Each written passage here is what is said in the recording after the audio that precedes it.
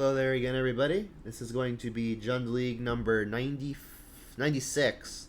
So the Modern Horizons 2 set has just been released today, but unfortunately it is not yet available through ManaTraders, which is a subscription that I use to get a lot of the expensive cards, including the cards that I don't have, which would be all of the Modern Horizons cards. So I don't get to play any of them quite yet, but hopefully we'll get to play against some of them.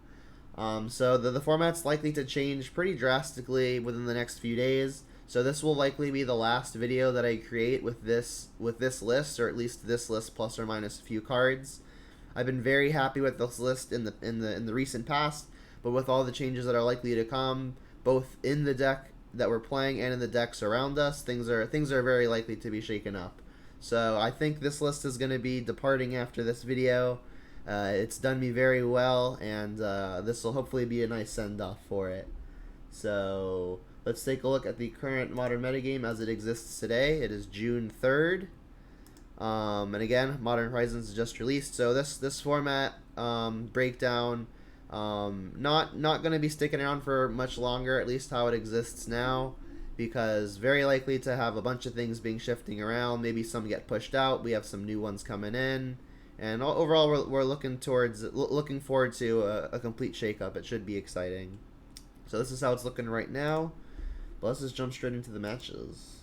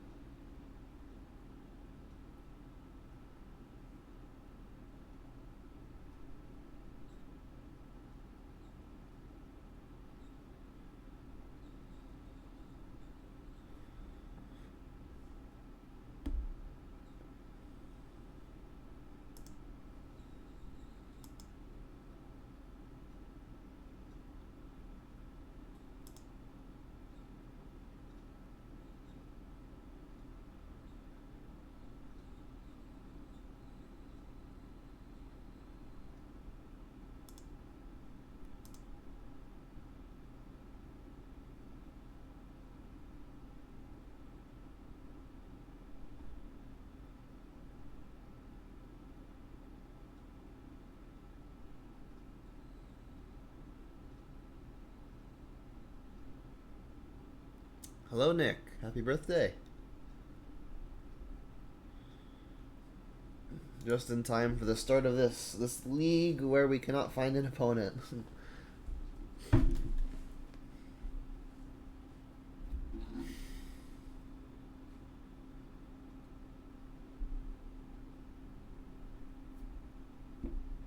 There we go. Alright, so hopefully we get to play against some new stuff. Be excited to see how it does. Yep, we got a keeper. This hand's excellent. It'll be even better if Dark Confidant is good in the matchup. If we're playing against Prowess or Burn, this obviously looks a little bit weaker. But against anything slow, this hand's phenomenal. You got a second monitor? That's sick. Alright, well this is a matchup where Dark Confidant should be pretty excellent.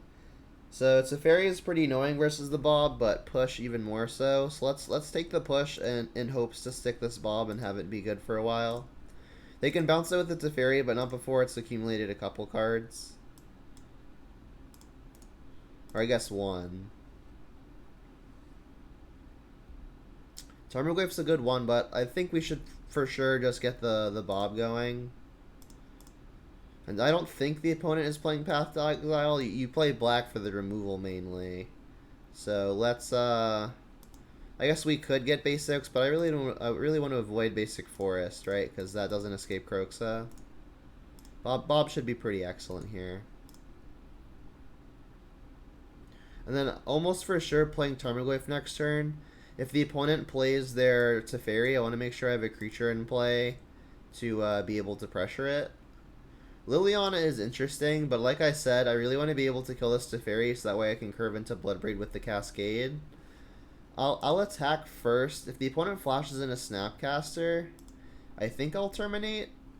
But I also might just let it happen because then I can play a Liliana. Playing Liliana here is pretty attractive.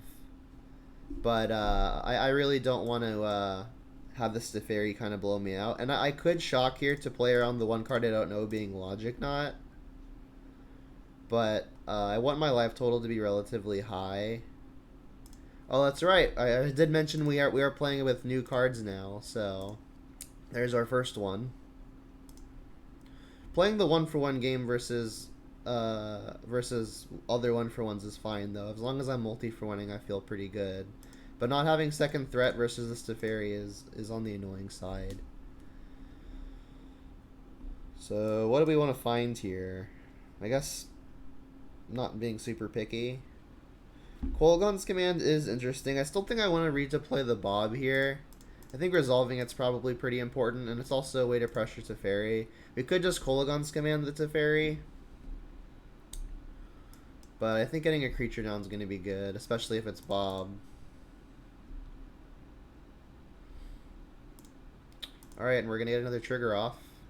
So ideally we can just attack the Teferi down.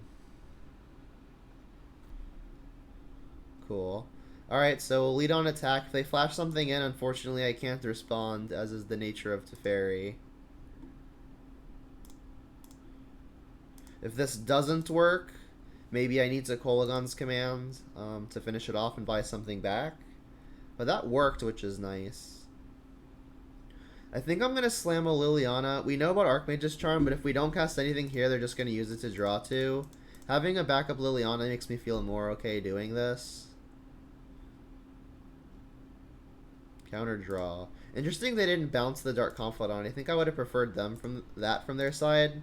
Because I think our resources are worth more than theirs at this stage. And it denies me a resource by bouncing this, which is kind of like drawing them a card. I guess if they knew they had a push, then that makes some sense. But they didn't know they had a push because they would have done it, right? Alright, they've got Archmage's Charm. That seems like a better time than ever to cast a Cascade spell. Hopefully we hit something relevant. We hit a Bob. That's relevant. So they probably have to counter that. They don't. Okay. Maybe they've found the Supreme Verdict. Or just another removal spell. Neither would be super either would be super surprising. Wouldn't be super surprising. Wow, words are hard. They're countering that. Alright, well that's gotta mean they've got another answer, right? We know of Charm, and that's it. That's kind of surprising to me. Shock pass? That's pretty strange. Or Bob's not being the nicest to us, but I mean versus counter magic, Bloodbraid is kind of just the best thing that we could cast, so let's do it.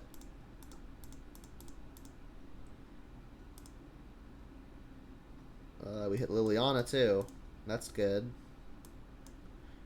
It all resolves. Interesting. Lead here. These Terminates are going to do next to nothing, so let's just start ditching them. Push, I guess, kills Shark Typhoon a little bit more efficiently if that becomes a concern. I guess I'll lead on attack. If they flash in a Shark, I'll shock and kill it afterwards, but I'm not going to shock for free. I don't want to just pay 2 life for nothing when I've got Bob being good. Alright, so the opponent has not really respected our Bob so far. Maybe they're going to flash in Shark now and just try to kill us. That could make some sense. No? Yeah, I can't say I agree with the way the opponent has been playing. I think they really have undervalued the Dark Confidant. Is this snap push? No, just draw 2 again. Yeah, I don't know.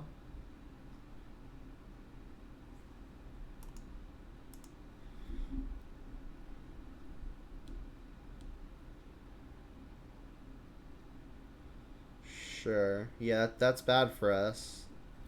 I mean, we can just try to attack it. Terminate and push both kill Colonnade, so maybe I should keep it around.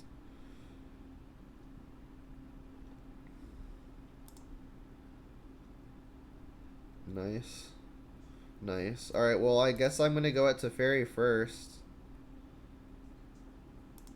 I could have plussed Liliana first, which maybe I should have. But let's just see if this works.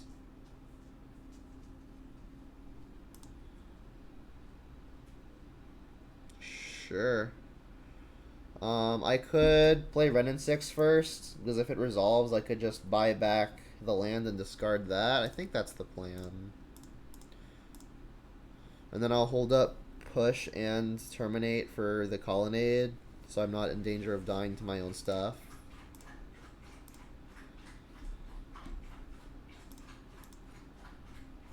I don't think I really need the mana sources at this point. I think I'd rather just the cards that do stuff. So I'm hoping they activate Colonnade here, because if they're just going to try to go over the top and kill me with my own Bob, I don't think that's going to work out. Draw 2. Yeah, they're casting a lot of draw 2s. Okay.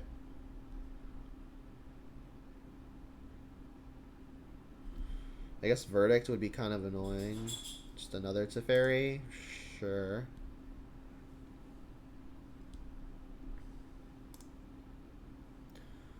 And if they go to their untap triggers, I think I'm going to Kolaghan's Command in response. See if I can draw out a counter for no reason.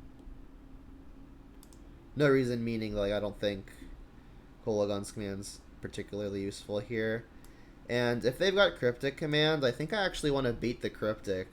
Because, like, I can Kolaghan's Command after they untap, so that way they can Cryptic, and I think I actually want that to happen. But then I can't buy back Bloodbraid, so maybe that's a mistake. We'll just do it now.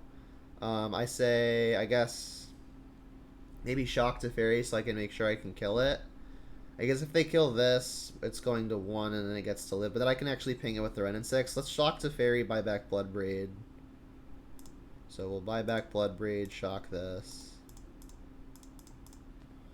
This should be good. If they counter it, fine. It'll be bad. Yeah, I am looking forward to alting a Liliana. That should be fun. Yep. Alright, so you untap 2. Oh, this Bob is just doing the work. And as long as I don't take a huge chunk off of this next 1 or 2 triggers, I feel pretty good. Alright, let's go out to Fairy again, right?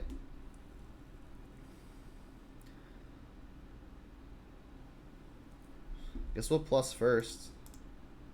I'll ditch a Verdant.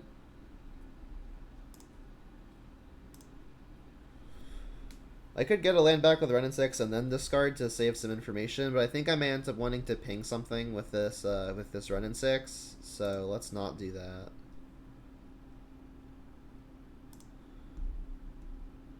Let's see if we can kill Teferi number 2.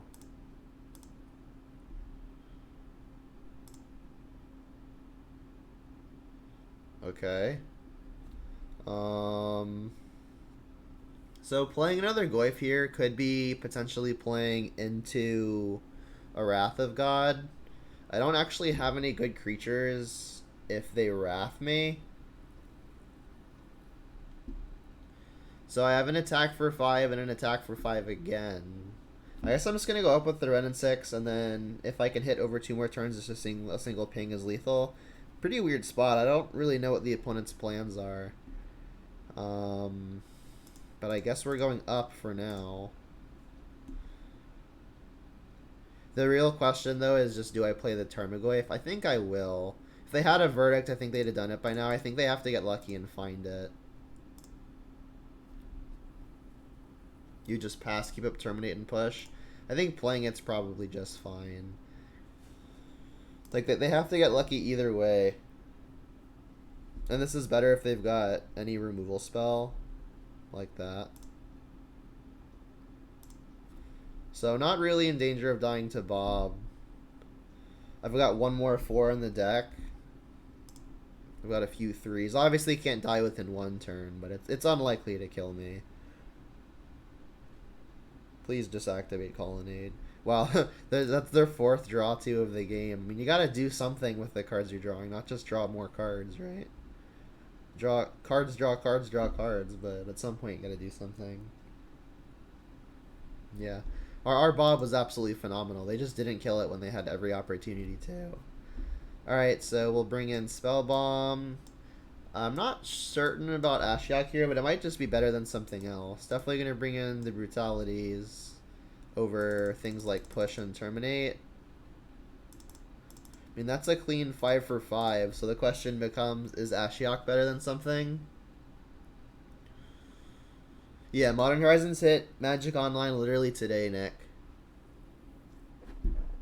They're not yet, the cards aren't yet available through ManaTraders though. So we get to play against the cards, but not with them quite yet. I think I'm hoping to be able to play with the new cards within a couple days. So is Ashiok better than any of this stuff? I don't think so.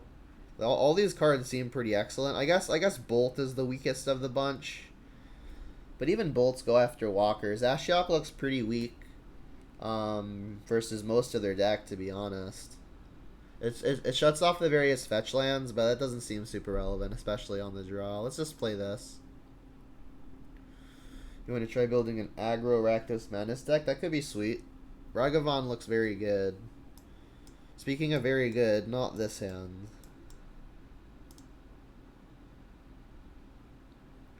I'll keep it. Liliana is quite strong, but we're 2 black sources off of it. 1 black source gets us both copies of Brutality. I think I'm just going to ditch the Liliana in favor of the things I can more easily cast. And I'll obviously Ravine first, hoping to find a black source sooner rather than later. Not quite.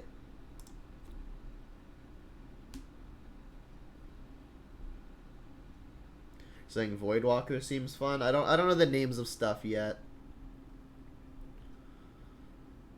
They're just I thought they main phased it for a sec. No, they did it there on my step. Alright, so black source sooner rather than later would be appreciated.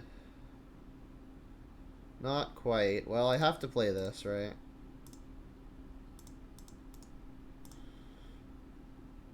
The Black Shadow. Dude, yes, I think that card looks very cool. I'm definitely going to be trying that one. I think it could be really exciting having an okay threat that also can generate some value that also is incidental grave hate. It seems to kind of just do it all. So I'm excited to see how that card in particular does. Alright, we hit it on pretty much our last chance to do so. So we're in getting Archmage's Charmed territory, so maybe I just want to lead on Brutality. I doubt the coast is clear, but we'll give it. We'll take a peek.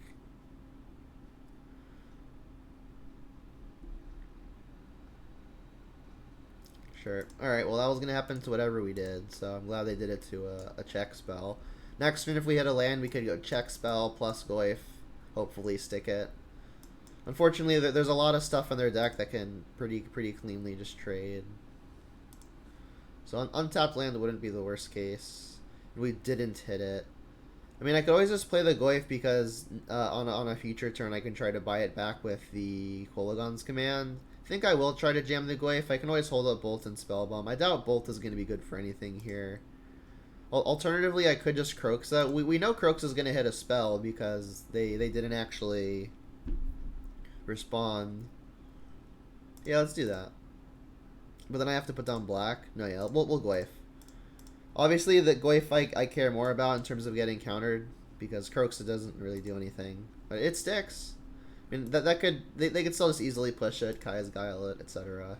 Don't expect this to live very long.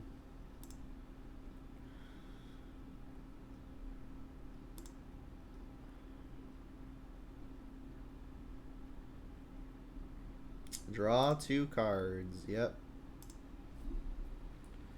I wonder if I should be popping Spellbomb here, just so I can try to hit a land. It's not unreasonable. Ooh. Well, I guess I'm glad I have Bolt in the deck.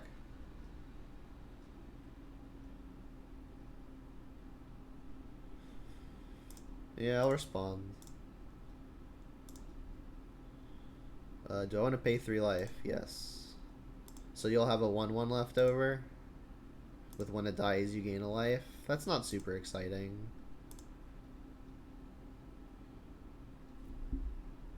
Bolt again. I think I should probably just Kolaghan's command now, just to make sure it resolves. I really don't care about this pest. I'll look silly if it ends up going all the way over the course of 16 turns, but it doesn't feel like that's going to be the case. I think I'm just going to have the opponent discard a card and buy back Goyf. So return a creature and discard a card.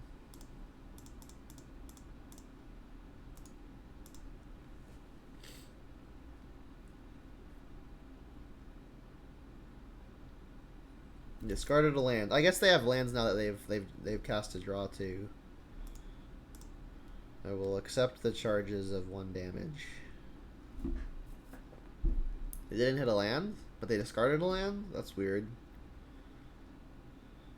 Bloodbraid is an excellent draw, but we do not have a land. Alright, well I guess I'm casting Brutality again. I would have loved to have double spelled here, but I guess I can cast a check spell.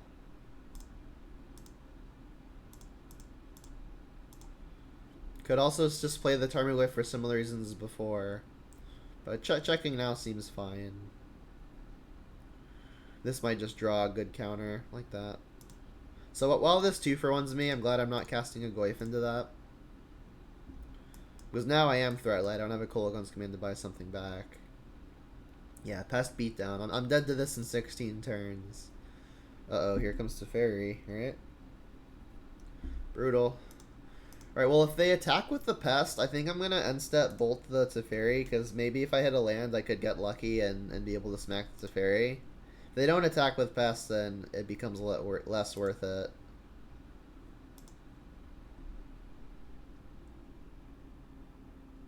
Alright, the card counter spell is going to be rough.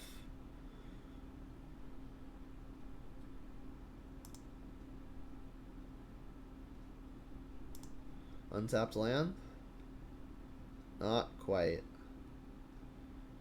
I guess if I find my other copy of Bolt, I'll go for a Bolt. If not, I'll play a Goyf.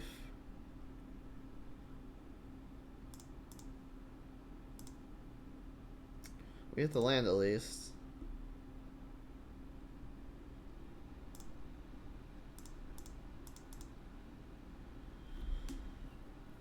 I could have cast Croxa here because I could try for an escape on Croxa next turn. But I feel like it's not a winning situation no matter which way I do it. Definitely have to get a black source here. Let's just get... I guess I can't get basic. We have lots of red. We'll get Overgrown Tomb.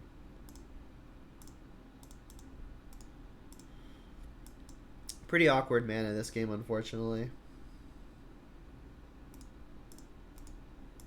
This Teferi is going to be a pain in the behind. There's still a chance I can get through to it with the Bloodbraid, but it seems unlikely. Even less likely now.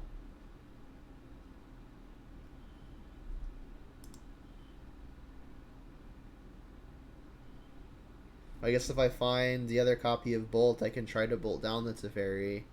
Snapcaster won't prevent it because I've got Spellbomb in play. I guess now I can hold up a Spellbomb activation. I hit a Brutality. Honestly, let's escalate this. So we'll 2-mode it. I'll check the opponent's hand and I'll kill Sedgemoor Witch. If they have a counter, it'll suck, but this at least gets Croaks into the yard for possible escaping next turn. So reveal your hand, -2.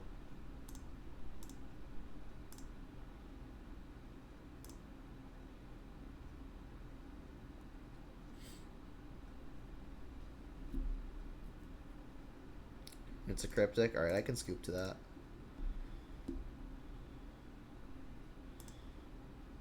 Alright. Game 3. Hopefully with a better mana situation. On the play, is there any reason to bring in Ashiok? I don't think so. That seems pretty ambitious. Let's just resubmit.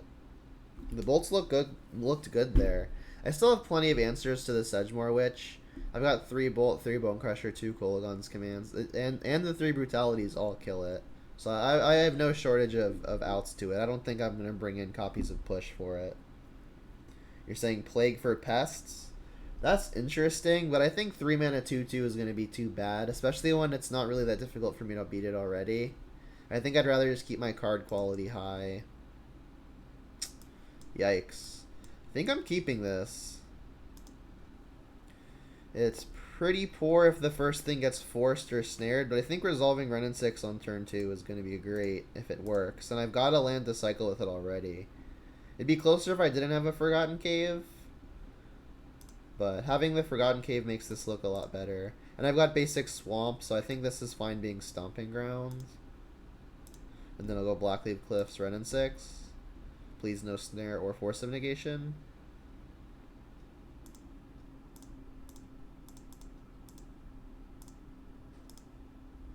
Cool. And I'm Wrenn and 6ing over the Bob because this is less susceptible to a Fatal Push.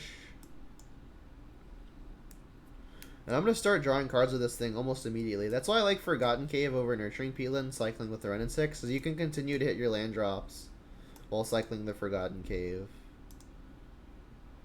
So the card Counterspell exists, and we'll have to be wary of it. So the upside of Bob living is much higher than the upside of Goyf living, so I think I'm going to Bob. I mean, I could try to draw the removal spell by putting out my less impressive creature, which would be the Goyf. Neither are very big. I think I'm just going to take the higher upside play and go for the Bob. So I will, I guess, start getting some value, right? So let's play the Verdant. I'll fetch Shock and Overgrown Tomb. Say yes. And then here is... I guess I could like bluff a Veil of Summer by keeping up Stomping Ground. Let's do that. We can still cycle the Forgotten Cave off of the red.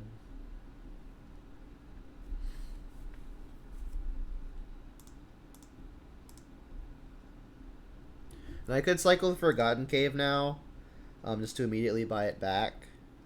But I think it's unlikely this Wrenn and 6 leaves within a turn or two, so I'll just buy it back next turn.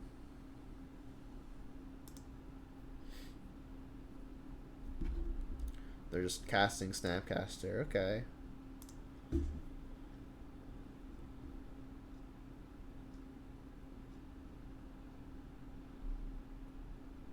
So, not really sure what this could mean. Is this like Teferi now?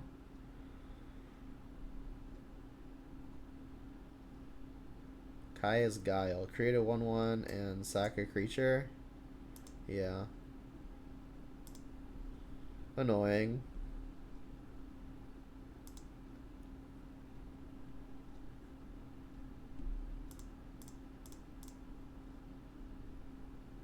Bone Crusher's a good one. So what I think is happening now... Well, let's just see what we draw. Another Wrenn and 6. Okay. So I think I would like to, for sure, play a Tarmogoyf, and I think also kill a creature here with the Wrenn and 6. Goyf stands in the way of the Snapcaster pretty well, but if they've got a removal spell, they could kill the Wrenn and 6. So I think I'm just gonna ping this off and play the Goyf. I guess I could also Stomp. That seems good too. That means I can continue buying back Forgotten Cave. But yeah, let's do that. So I'll play this, cast a Stomp, target the Flyer. So they'll have to use removal to get through to the Wrenn and 6.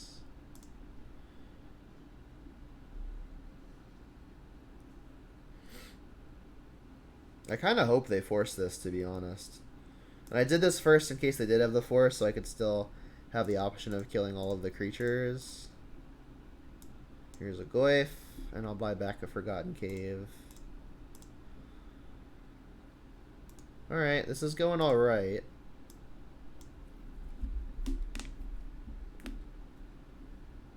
You said you don't think people understand you can let ward trigger, then counter respond after.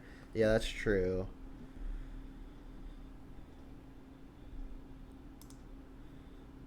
If you attack, I promise to block.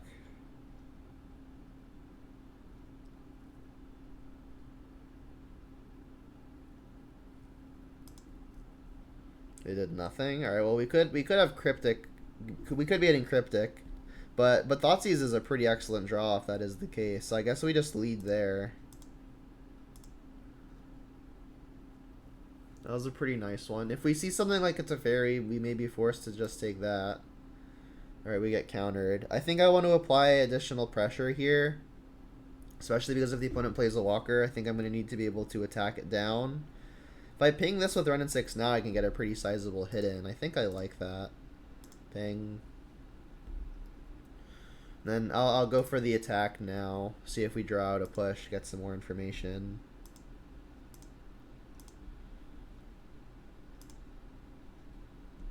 Alright, and then do I want to shock or otherwise fetch so I can cycle the cave immediately?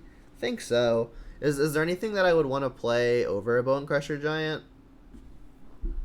Honestly, not really. Whatever it is here, I definitely wanted to play another threat, so it's really only Tarmogoyf that I would want to play. I guess that's reason enough to do this now. Like, if the opponent Esper charms us to discard cards, they can't make us discard things out in exile. Alright, well, I'm just going to play the Bone Crusher now. Let's say yes. So it's going alright. Another counterspell would be annoying, but if I can stick 2 creatures, as I have, I feel good.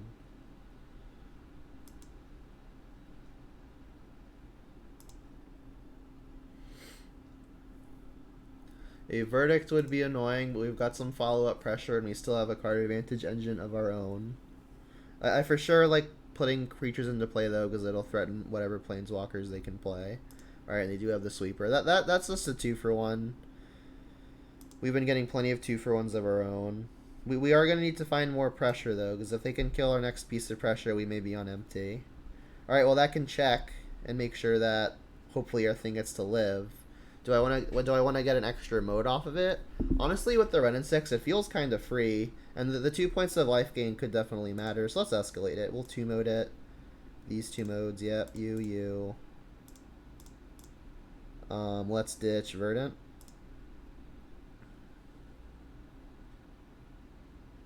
They've got Counterspell, Teferi, Snapcaster. Well, their hand's quite good. I think for sure play a Bone Crusher to make sure that their Teferi isn't just free. They could Snapcaster Kaya's Guile, which is pretty annoying. I guess I could just buy back the Forgotten Cave and cycle it first. And then if I don't hit like an Inquisition or a Thoughtseize, I could just play for the Nurturing Peatland.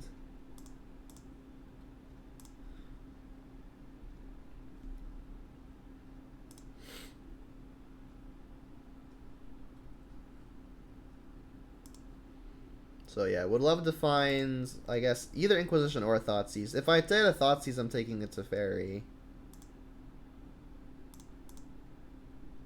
It did not hit it. Alright, well, I'll play a Bone Crusher as a 4/3. Could have sacrificed the Peatland as well in digging for an Inquisition or Thoughtseize. But then I can't play the Bone Crusher. That feels not great.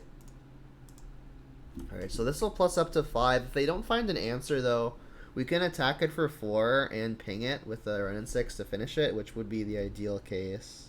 I guess they could flash in a Snapcaster to block, but then we've at least dealt with the Snapcaster. Alright, so let's lead on attack. Could just go with the opponent because maybe I can burn them out. But in the likely chance that it doesn't work out that way, was again they have Kaya's Guile out there already, they can gain some life. It feels like it's going to be kind of hard to overcome this Teferi. Just kill it this way. And I could sacrifice the Peatland first, because if I find something better than Bob, I'm likely to want to play it. Let's sacrifice it anyway, because if I find another 2-drop, I'm gonna go 2-drop, 2-drop. Alright, well, I'm still just gonna play the Bob here. Brennan 6, the Bloodbraid will be good to cast into a counter spell. Could have played a land there, probably should have. Just continue developing my mana. Sure. Why didn't they do this? I guess that even if they find push, they can't kill the Bone Crusher.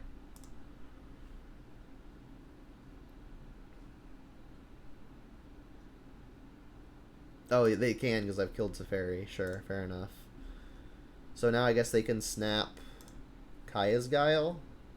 But I mean, I still have just lots of cards coming down the line, including a Bloodbraid. So it doesn't feel like the worst thing that could happen. Sure. They're brainstorming? Okay. I think they're taking the higher risk line, which might mean that they think they're behind. I mean, I still just get to attack the Jace and then ping it down. So, I mean, onus is on them to try to defend this thing. Just to find another Bloodbraid. That's pretty sick. Alright, let's lead on that.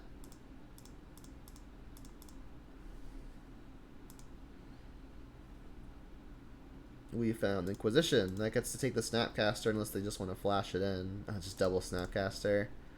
Sure. I mean, they're at 6. If I just attack them, they have to block, because then I just ping them. So I'll go at them.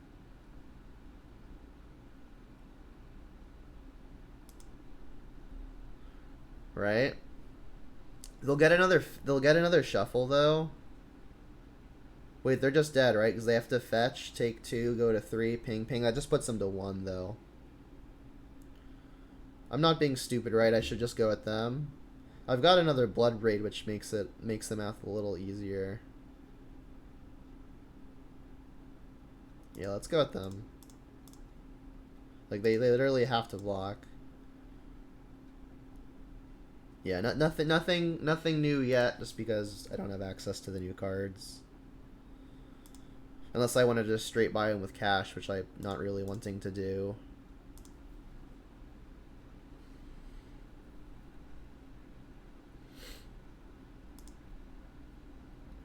Alright. So if they block the Bob, we do get to just kill them. Trade, yep. I would love to have been able to play the Ravine here. I guess I still can. So let's return Forgotten Cave, play Ravine, say go.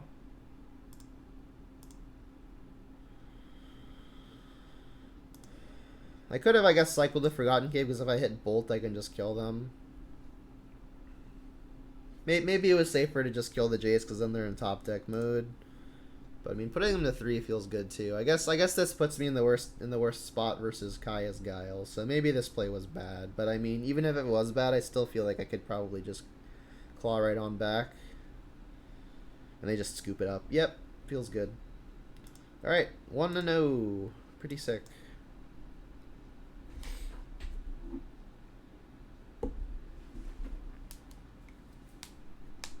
Yeah, classic BBE versus Jace the Mind Sculptor. Fair enough.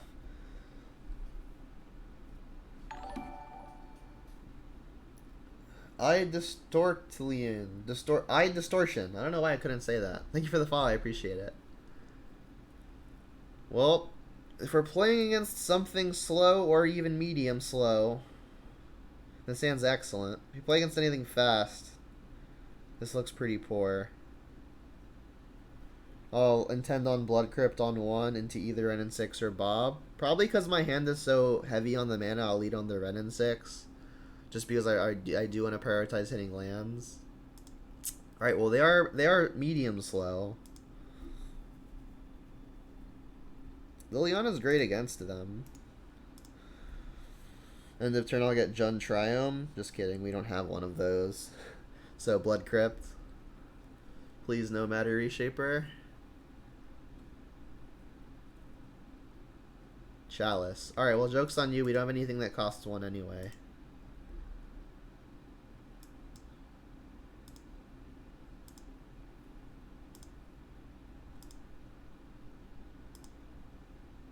So we'll run in 6 here. Hope to guarantee a few land drops.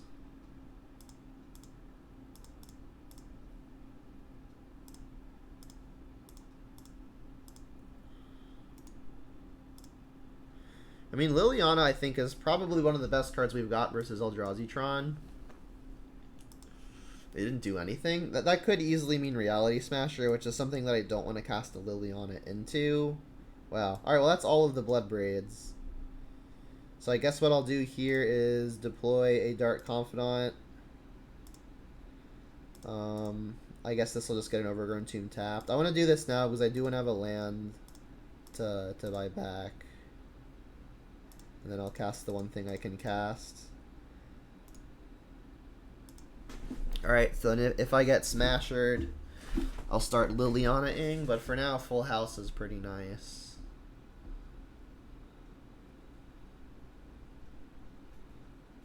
Thought not. Alright, well, you can only take one Liliana. Our hand's pretty funny. It's probably about as ideal as it gets versus this opponent. Barring they spike the Tron land. Yeah, they just get rid of a Liliana. That makes some sense. They had the land. Okay, so I guess no Smasher.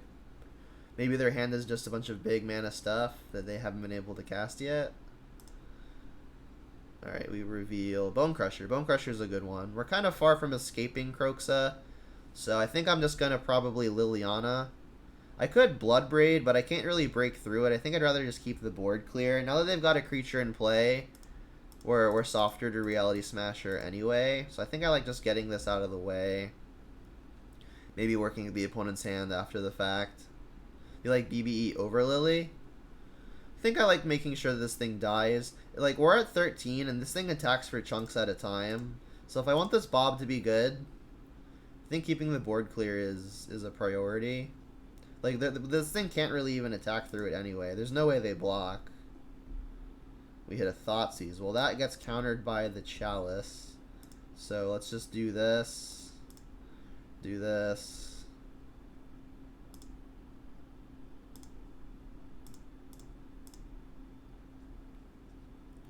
I guess attack for 2. We'll discard the hand size. We can just ditch the Thoughtseize since we can't actually cast it anyway.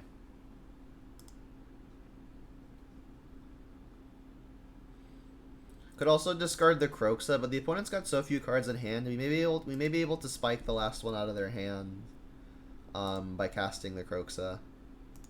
Who knows?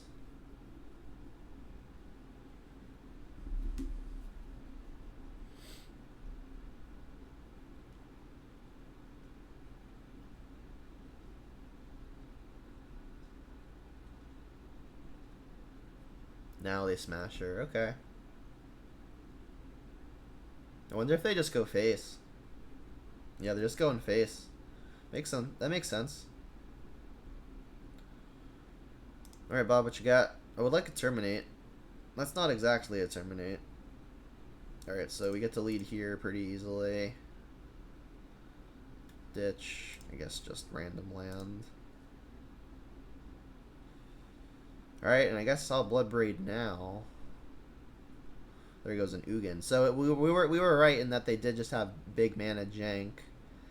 I almost kind of just want to cast the Bone Crusher here, because that makes it so that when they attack, we get to trade for it, and if they don't attack, we get to Edict the Smasher with the Liliana. And what that also lets us do is it lets us cast Kroxa to eat their last card.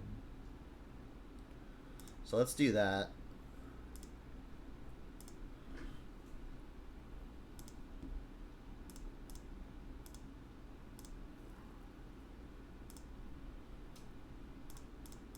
Like, the read is that they have either lands or just big mana stuff.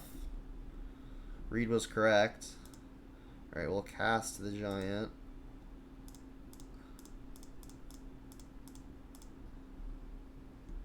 And then, I guess I will buy back a land, because that puts us close to ultimate. I actually kind of just don't want to buy back a land. I guess I still should, because if I find something to do at 2 mana, I can do that. But, I mean, buying back a land puts us farther away from escaping Kroxa. I think I'm just not going to buy anything back.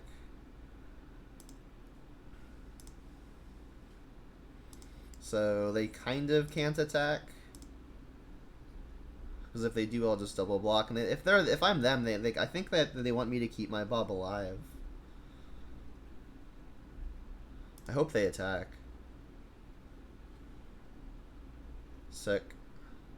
So go okay. If they found Dismember, they get to 2-for-1 me here, but then we still get to just kill their Smasher with Liliana, and then we have a chain of Blood Braids.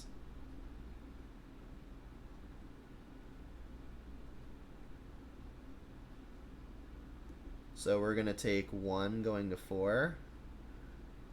We could then escape Kroxa over Blood Braiding.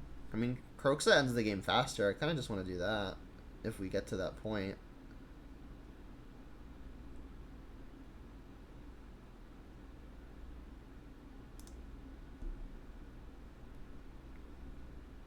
Another Bob. Well, I don't think I'm casting that. Let's lead here. Ditch this Bob. They just drew a mine. I wonder why they didn't play it. They knew that they were discarding it. Let's escape a Kroxa.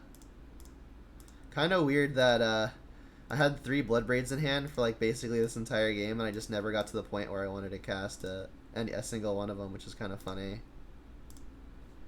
This play is also better versus a top decked Reality Smasher. Like they could just continue going at me.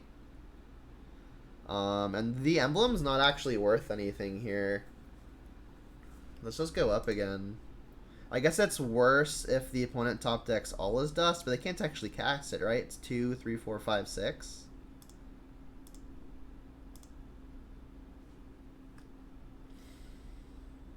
We've got so much. We're going to be doing so much with our mana. Let's actually just play this. Kind of like the spot. I think the way that we lose this now is, I guess the opponent finds a way to put an Ensnaring Bridge into play. But if they find a card and put a bridge into their hand, Liliana just pluses it out.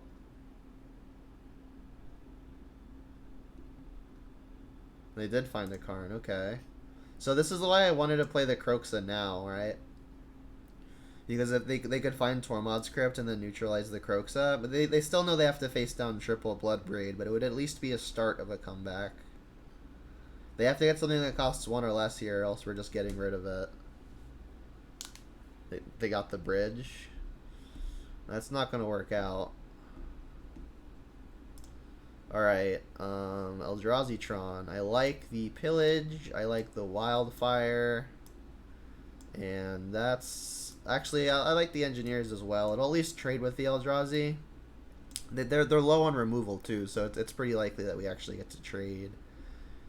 Let's ditch, I think, a couple Fatal Pushes. Well, I usually cut like 1 push, 1 Bolt. Push at least still kills stuff like Thought-Knots here. Bolt can at least kill Karn most of the time. Renin 6 really doesn't do much. And I think I usually like trimming on Bobs on the draw, because they're pretty good at threatening our life total pretty quickly. And Bob's less good versus stuff where matchups where our life total really matters. And I think this is one of those. Also, it's bad versus Ballista. Well, it's really bad versus Ballista. Like, versus a normal removal spell, sure, you've 1 for 1, but versus Ballista, ugh. Let's do this, I think.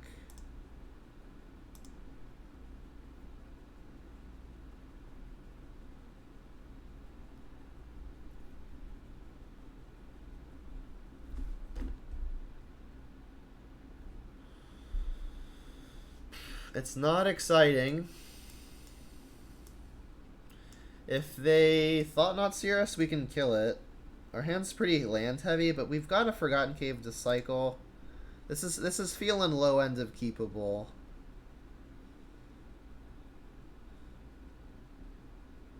Relic. Well, luckily we don't have any of the cards that cares about quite yet. More land's not what I really want to see. Alright, I'll bulk Blackleaf Cliffs, pass. I think this was actually a small error, because I could have Fetch Shocked and cycled this, so if we find Renin 6, there's not just 1 target for them to get rid of. I'm not going to not cycle. You got the Chalice anyway. Alright, well, cycle. So now they can get rid of this with the relic. Alright, well, if you give me the opportunity to put a fetch in the yard, I guess I'll put a fetch in the yard. We've drawn well. Let's get Overgrown Tomb, play Goyf, and they've got the relic, so it's going to be less potent than it would otherwise be. Let's get, I think, Blood Crypt. This can get basic Mountain if we want. Oh, we can't. We don't want to get Blood Crypt now because then we can't fetch. So I guess we're getting Stomping Ground or Overgrown Tomb. Between the two, I think I'm getting the Tomb. Then this can get Mountain. Our mana is pretty great. So we'll get Overgrown Tomb. Say yes. Here's the Goyf that you've expertly blocked with your relic. And unfortunately, because of the Chalice, if they've got Thought-Knot Seer, they can just take the Liliana. We don't have a way to kill the Thought-Knot anymore, other than blocking. You do have it, or maybe not. Sister Reshaper. Okay. So I've got Kolaghan's Command and Pillage as outs to the Chalice. But I might want to just cast my ones into it so that my Croxus can be fed. But Croxus is not going to be a real factor with this relic anyway. So what I think I'm going to do here is just get basic Mountain, play Liliana. I guess if they had Smasher, they would not have played it yet, right? Because they don't have the mana for it. I think I'm just going to play Liliana and go up, try to get at their hands, and I'll discard, I guess, a Thoughtseize. Push might be better, assuming I get this Chalice removed at some point. Better than the Thoughtseize, that is. Let's ditch the Thoughtseize. And I will plan on blocking to keep the Liliana alive, I think. This Goyf just really isn't worth a whole lot, as long as the opponent's got the relic. Could attack, but they just pop the relic. They didn't activate. Interesting. The tap is free, so I don't know why they didn't do that. Got him. Thought you had the Tron, huh?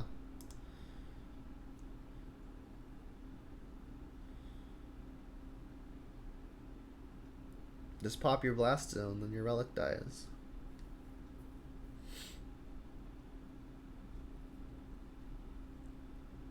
Ballista for 1. Okay. Well, I could actually Plague Engineer naming Construct to force the issue on that, which it looks like I will. No matter what I name, it still has Death Touch. They've actually got no cards in their hand, so I could just let this take a hit, but then I don't have the Edict effect anymore. Kind of think I should just block. This will have them popping the relic, but then I could just plus and get that card out of their hand anyway. And this will at least force the issue, so that way future Goyfs can live, right? They can't just like tap it targeting one of us because they can't shrink the Goyf below 2 power. So they'll still just trade.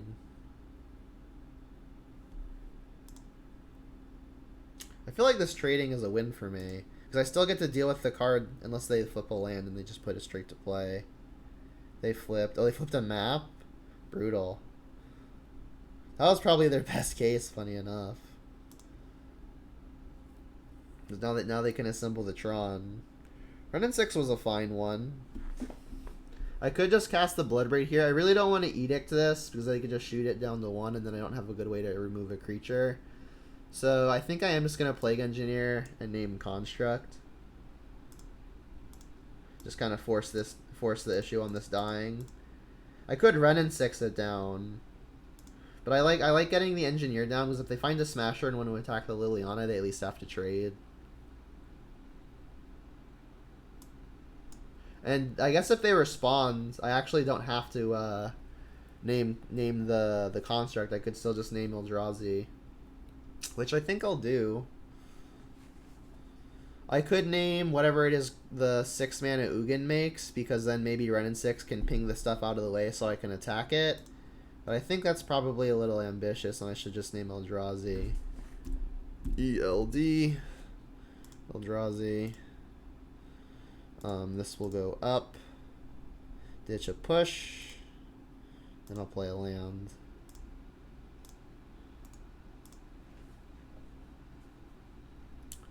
So yep, if they draw a Smasher, it's unfortunate, but Liliana will take 2, and I get to trade with it, and being at 2 is good, because then I can still have an Edict.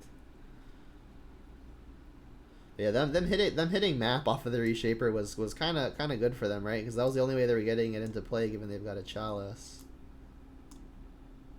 Surprise, surprise, there's the Tron.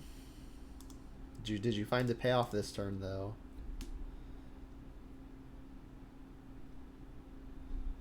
You want to put your Blast Zone up to 3? That would make some sense. Sure. Just digging for another payoff then. I guess they can't put Blast Zone up because they've tapped it.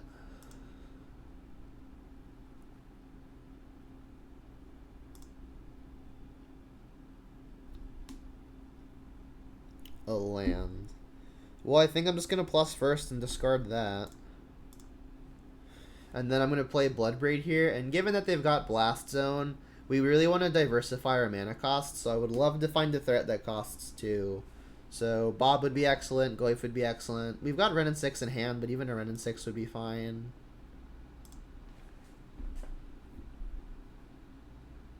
Obviously, anything that costs 1, they just counter for free. Alright, so could I get a Goyf, please? Goyf or a Bob would be the best case. That gets countered. I'll cast it anyway to feed Croxas. Nick says you believe the Ugin tokens are spirits. I think you're right. If they find a Reality Smasher now, they could mess with my Liliana. I think Liliana is important enough for killing that Reality Smasher that I should hold the Engineer back. Not getting in damage feels pretty bad, but if they find a Smasher, I could kind of just lose on the spot. Maybe that's wrong because they, like I've mentioned, they've got the Blast Zone, so they can kind of answer the Liliana anyway. But they're kind of forced to do it now because Liliana's 1 turn off of Ultimate, right? Sure. Tap 1 lands, play Matter Reshaper. Found a Karn as well, that would be brutal. Costs 5. You did find Smasher? Oh, you're just going up to 3. Yeah.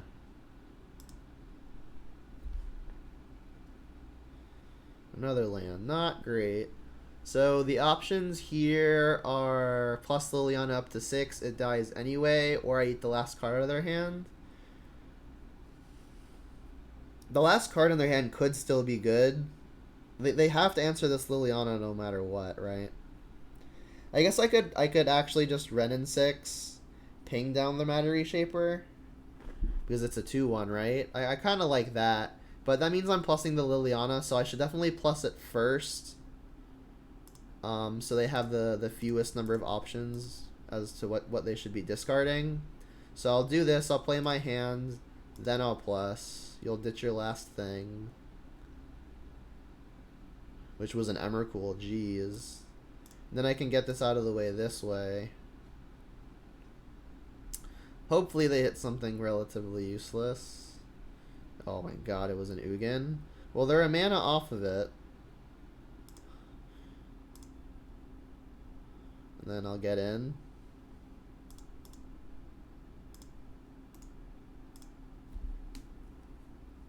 Yeah, they're not a mana off of it. They have Tron. What am I saying? I was like, they only have 5 lands. They can't cast it. No, they have Tron.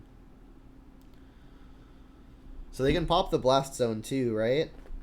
They've got 7, 8 mana with this. I guess they're actually a mana short of doing both. So if they didn't draw a land here, I can avoid it for a turn.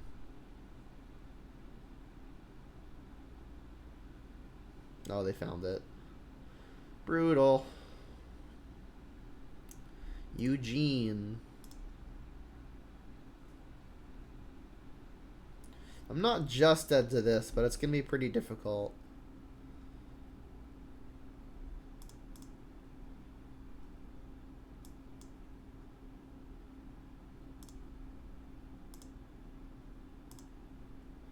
Need a good one. That does not count. I think I'm just dead to this, to be honest.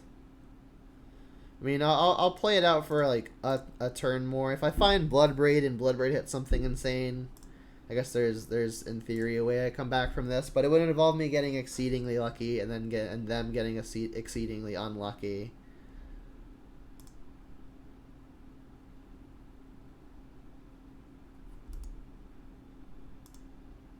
If they attack my red and 6, I'm just gonna let it get hit down to 1. It's not really worth a whole lot right now, and any amount of attackers they create means I can maybe get through to the Ugin. They're going at me. Really don't know what that can mean. They found something good. That's what that means.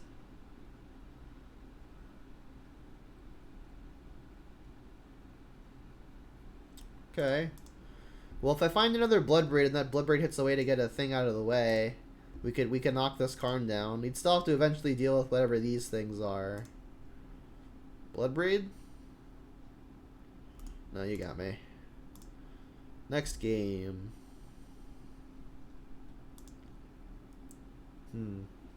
Any changes to be made?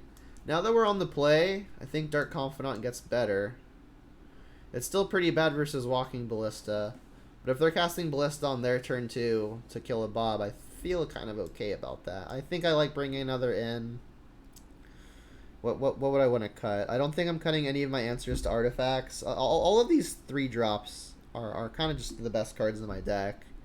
I could take out a Goyf as a hedge versus their graveyard hate, but assuming no graveyard hate, this is a creature that most easily sizes up versus what the opponent is doing. Maybe I cut another 1-drop just as an additional hedge against Chalice. I could definitely see that being reasonable. Let's do that. I think I should cut Ren. Ren looked pretty okay that game, and it's especially good on the play when lots of our more important cards cost 3+. Oof. Lennon's Willow, thank you for the follow. I appreciate the support. If we had another land, this would be excellent. Unfortunately, I think it's too high risk without another land. This is better. This hand's actually very good. Let's keep this. So the plan is turn 1 Thoughtseize, turn 2 Goyf. I think I'm almost definitely bottoming either second copy of Goyf or Bonecrusher Giant.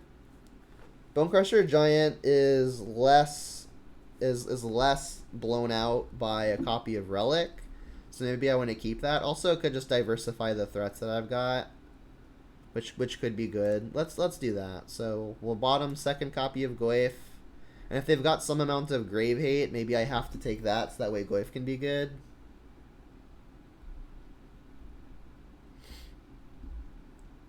So we'll lead on the obvious Thoughtseize. They've got 2 Tron lands, and they do have the Relic. They don't have the map. I guess I'm just taking the Relic. Double Matter Reshaper is really annoying. They're kind of land light. Maybe this pillage can get us somewhere. Like if we can curve our Tarmogoyf into the pillage before they can start matter reshapering, that could be a game we easily win. And we did hit the next red source. I set a stop on my draw step by accident. I don't know how that happened. So we'll deploy the Tarmogoyf. They could play a Ballista for 1, but they might have bigger dreams for it. There's the power plant. But we'll be interested to see if they decide to play the Ballista on 1. Looks like they do, unless they found the Chalice, and that's what this is. Ballista, yep. Alright, so we have no information on their hand, so naturally I will, in true Jund fashion, guess which land to kill incorrectly. But I am killing a land here. Ooh, or I could just Wildfire. I think I'm leaning towards Pillage, even though Wildfire breaks up the Tron all the same, because pillaging means that they're off of Matter Reshaper for an additional turn, and that feels good. So let's say yes, and I guess go to pillage the tower. Well, I should kill Power Plant, right? Because if they find like a map or something, this means they're gonna have to tap the tower to sacrifice the map, which means they won't have the tower for the same turn, which means that they can't play a Reshaper the same turn they fetch. So we're at 3/4 now. That's attack size.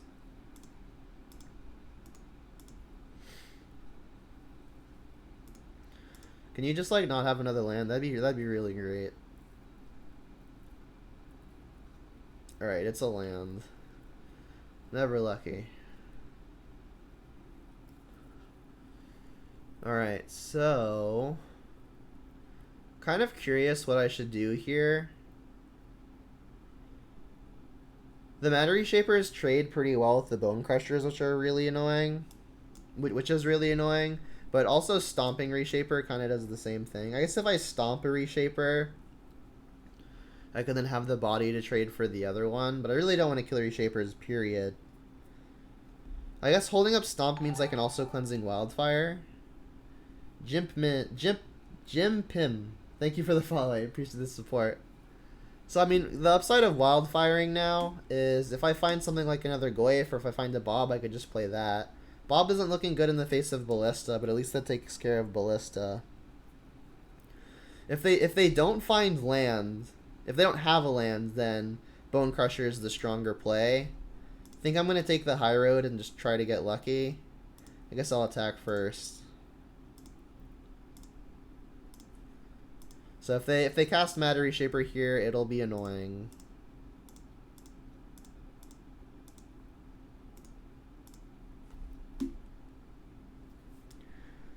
It's just Gimpy? Alright, I'll try to remember that. Alright, they did find the land. So my higher risk play is not getting rewarded. Darker Puzzle says, you think Wildfire for redraw? Yeah, I mean, that's the riskier line. We would have hit Bloodbraid. Alright, well, I guess I'm glad I've got it now. Let's just cast it, right? This could hit a number of good things. Hopefully we can just get this Reshaper out of the way, so that way our Bone Crusher can connect. We hit Kolagon's command. That's got to be the best case, right? Because now we get to attack for a crap ton. So we'll say destroy an artifact to a target. Artifact target. That was nutty. So now playing Bone Crusher looks genius, right? Because now we get to hit for 4 points that we would not have been able to otherwise. Yeah, we'll take one. Can you not flip a Tron land and then draw a Tron land? That'd be excellent. Well, they hit a redundant Tron land. So I guess I'm okay with that. We're hitting for 12 here. That's kind of a lot. Goyf got really big really quickly. Turn 5 attack for 12. Not bad. Now if they just play one creature, they die. They have to deal with literally everything. They can't target Bone Crusher ever because then the trigger would just kill them. Yeah, I was saying hopefully we can get this Reshaper out of the way, but I mean, I'll take both. Sure, right? Yeah, I think they lose off of that too, but we'll see. If they have like Reshaper, they still die. Any one thing connecting is good enough.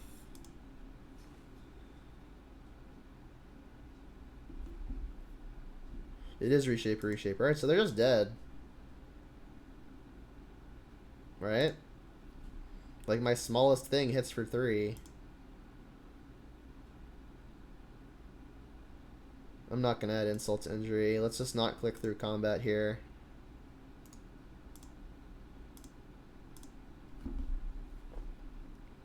What's up, Insect? Welcome back. You got here just in time to see us serving some Eldrazi Tron. Nice. 2-0.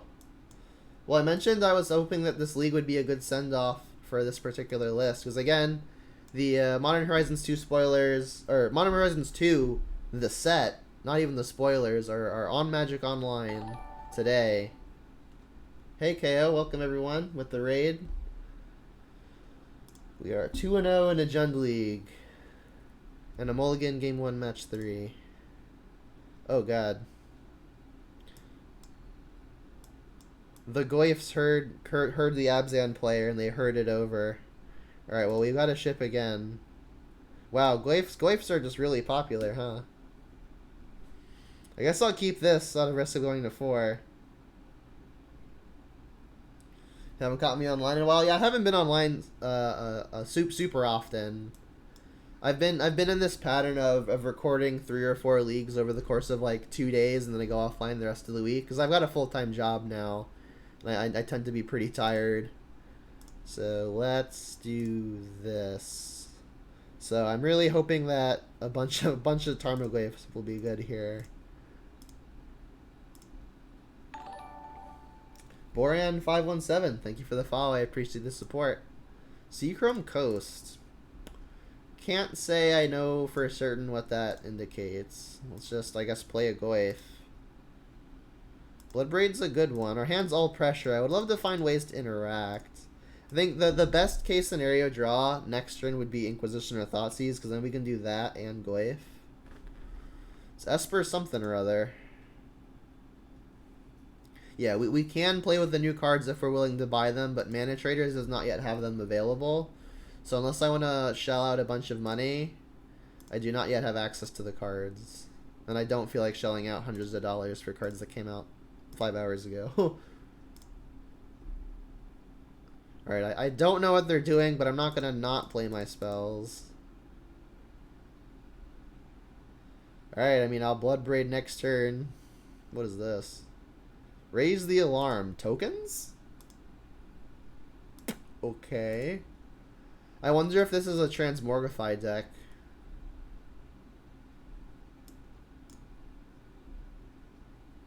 Transmogrify for Emrakul, that is. Oh, it really is just tokens.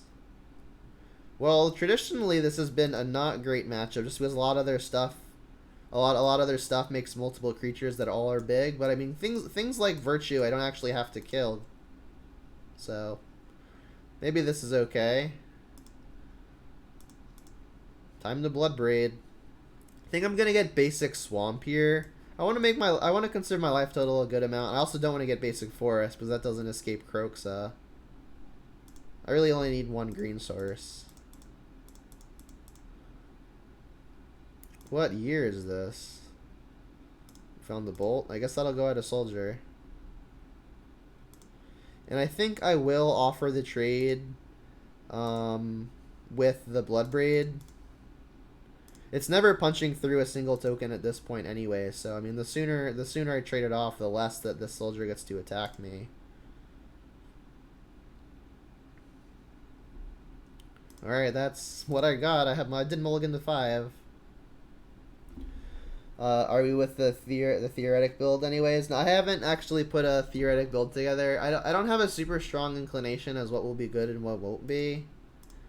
So I think it's just going to be trial and error, at least as far as I am concerned. Yeah, Plague Engineer is going to be nice versus this opponent. But I mean, lots of their tokens have different types, and Virtue also outsizes them. That said, I'm not going to not bring in the whatchamacallit, the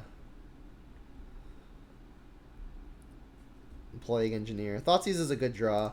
I'm going to Kroxa first, so they discard without the information that I'm Thoughtseizing them.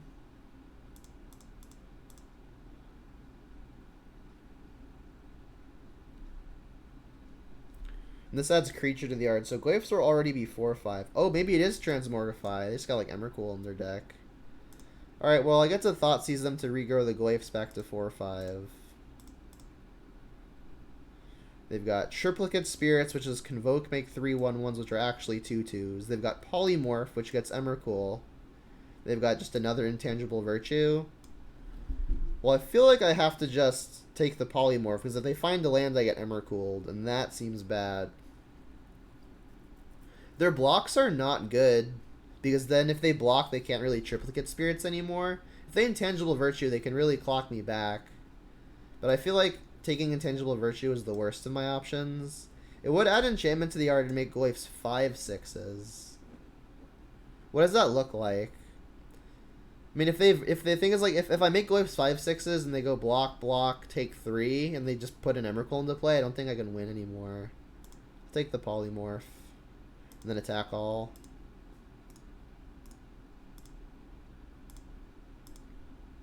Like if they tap out to Triplicate Spirits, they're still just in a blocking mode anyway.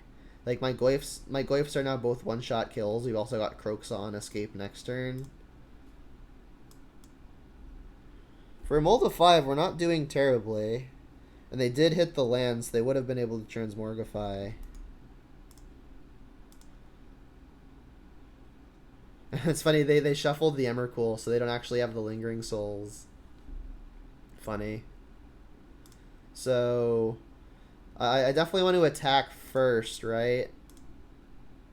Because escaping Kroxa is going to shrink my Goyfs. I guess this is actually, if they block, which they have to, I shouldn't actually escape the Kroxa, because that would actually have both of my Tarmogoyfs dying, because all of the types would be removed.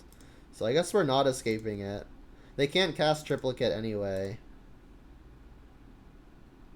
You saw a Delirium list earlier on Star City Live. That sounds pretty sweet. They make 2 1/1s. I mean, yeah. Oh, they're less than 5 life. Wow, that was the best draw on their deck. Probably by a lot. Because it lets them do all of this. Wow, Gather was kind of nutty. They go to 0 cards, though. Oh, we're just dead in the air? Wow. That was nutty. I think that was the only draw on the deck that did this. I can Kroxa put them down to 1, but 1 is not 0. That was pretty sick. If I attack, they have to block, but then they just kill me with the stuff on the ground. Wow, alright, good draw.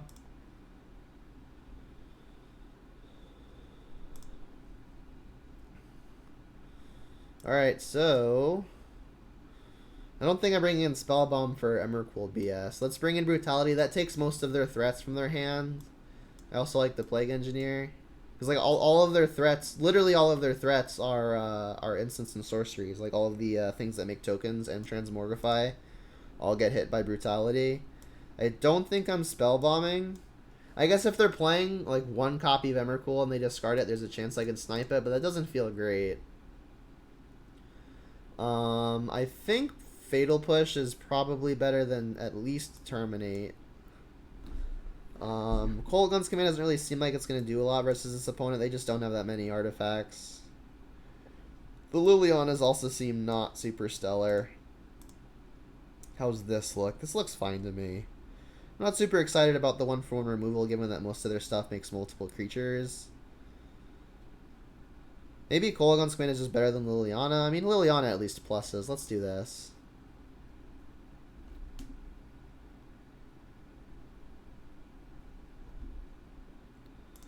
Let's go first. Well, we've got a 1-lander. This hand would be excellent with another land, but it's too high risk without it. This hand's good. Keep. And I think I'm just bottoming the Bloodbraid because it's the thing we're the farthest from casting, and all of my other spells are great. So we'll go Throne Inquisition, plan on turn 2 Goyf. And it's the opponent's turn to mulligan to 5. That's good. You're saying, what if Kolaghan's Command scoop Kroxa?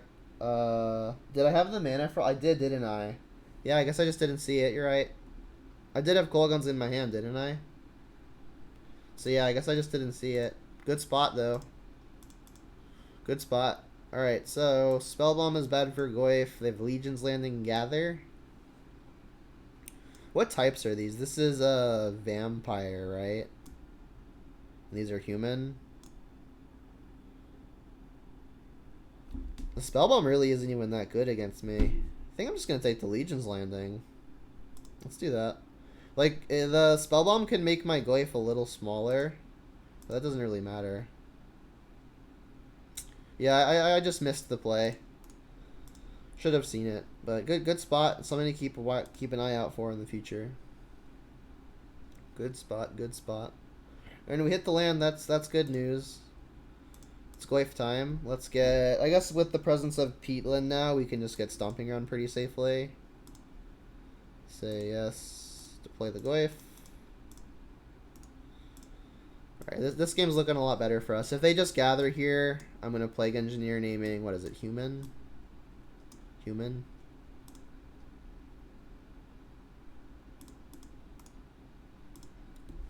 Yep, this game's going a lot better than the last one. I guess last game was actually looking pretty well until they both top-decked and I missed a lethal. Alright, so Human on this.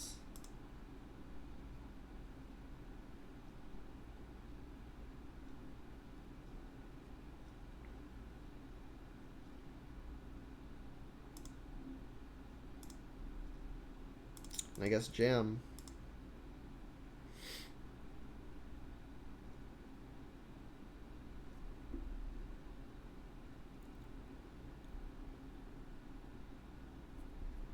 They're doing this for no card, just so my Glyph attacks for 1 less. Deal.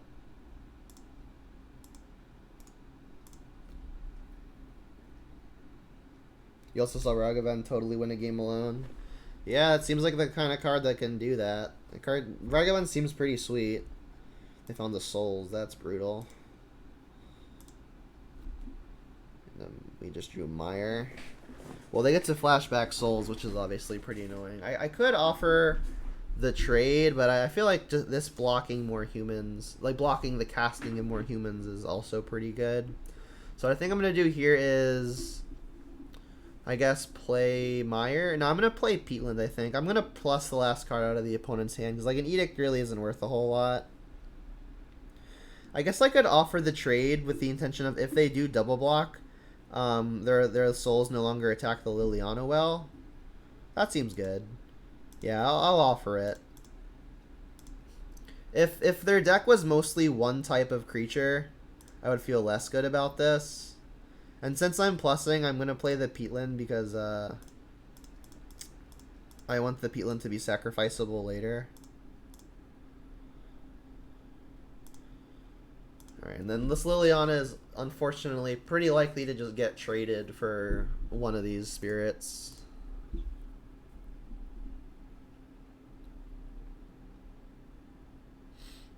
They're just going straight at me. Okay, they're just going aggro beatdown, playing with their Lingering Souls, I guess. Alright, another land, not ideal. I think I'm just going to use this as removal. I'll let them make whatever decisions they plan on making before attacking, or before activating the Liliana.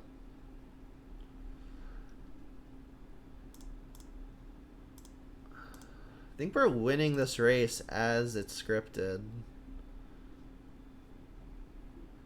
Alright, sack creature. Liliana's gonna get to live for another turn now that they're only gonna have one thing in play, which is nice. I guess if I find a 2-drop, I'll want to cast it.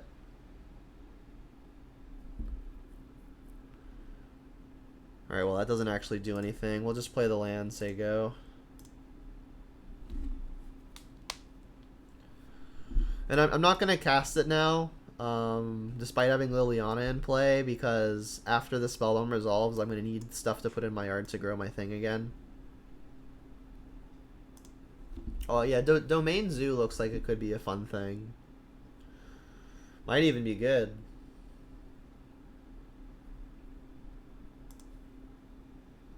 So if they don't attack Liliana, I'm for sure trading it.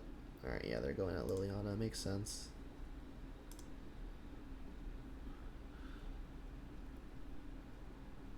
They exiled their own yard again, so they didn't even get the other half of souls. I don't really know what the opponent is planning on here. I guess the thing I could still lose to is Transmorgify, right? So let's do this. Do this. This means if I draw a 4-mana spell, I can't cast it, but that's about the only thing that would bite me. Terminate, not fantastic, but I guess we get to lead here. Oops. Fun fact, Inquisition of Kozilek costs black mana. And I'm going to do this first, because if they've got a spell and a land, we can get both of their cards by doing this. In this way. Sure. It is Transmorgified. Jeez. Well, this is destroy target creature, so I could just hold up the Terminate for whatever they try to target. So I'll plus so they at least have to attack the Liliana. Ditch the Tomb. And again, if you want to trade, I feel pretty happy about that. Oh, I just plus and have them discard it. Yeah. What am I saying? So now I could just kill this to keep my thing alive, and that I will do now that Transmorgify is gone. They can't both draw Transmorgify and the land, so I think killing this is probably just good. Add an instant to the yard. Actually, there was instant already. Sorry, I'm tired. Wow. Alright, this feels like a good spot to be in. If you find the land, you're pretty much just dead. And they're at 6, so they can't draw Gather the Townsfolk this time. The opponent says must be nice having perfect draws. Okay. Do you remember what you drew at the end of the game on game 1? You just killed me on the spot.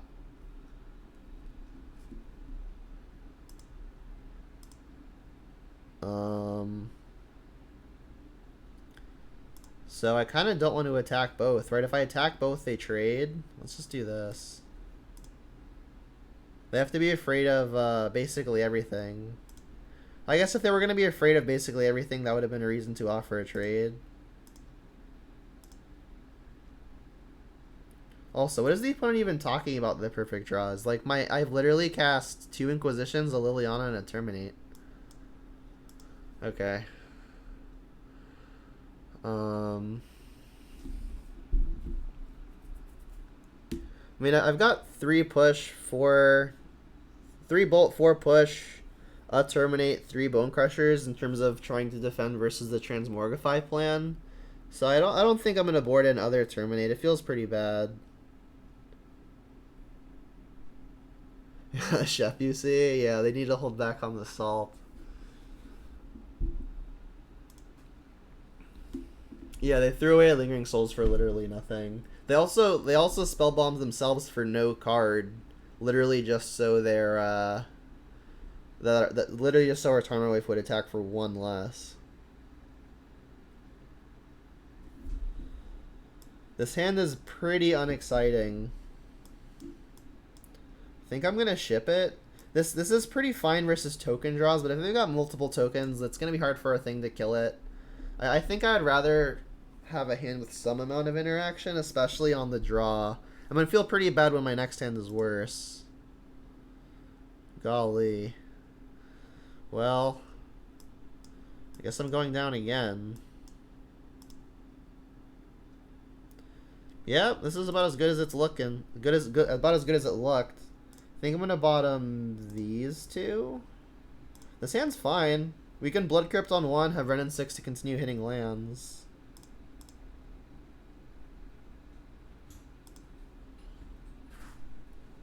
Push is not the worst. Is Ragavan good in the deck instead of Bob? They might just be good next to each other. Don't really know. So if I fetch Shock and push a human, I can then cast Renin 6 to ping the other one. That feels like it might be worth it. Because then if they've got Intangible Virtue, my Renin 6 actually gets to trade with something, and it'll just already be in play anyway to buy the Verdant back at some point. Thoughtseize is a good one, but I still think it's probably going to be best to get the Renin 6 in.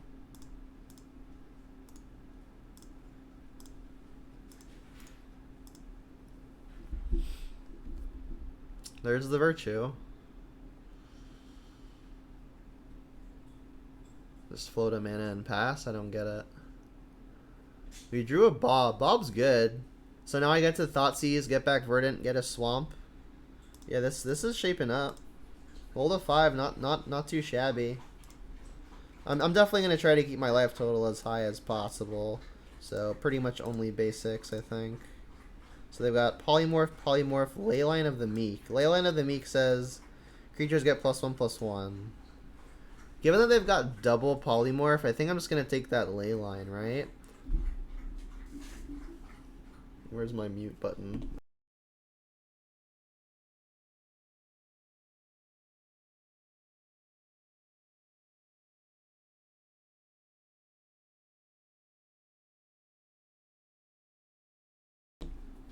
All right, so if I find another Thoughtseize or a Collector Brutality, there are a total of 5 copies of those left in my deck, which I guess is a 10%. Then having taken Polymorph will look good. If they find a land and play this Leyline, though, literally any creature is out of Bone Crusher range. It's pretty close. I think I'm on a shoot to kill everything anyway, and shoot to kill is a lot harder when they've got Polymorph. So let's just take the Leyline. Play our Bob. And say go. Yeah, it could potentially punk us out, but while their stuff is 2/2s and this targets, we can always just hold up Bone Crusher Giant. And then they won't be able to combo. Reveal the Bloodbraid, jeez.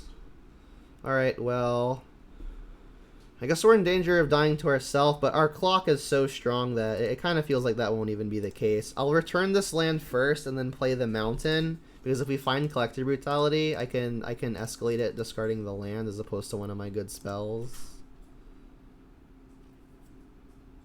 We hit Fatal Push. Alright, well I guess we're not casting that.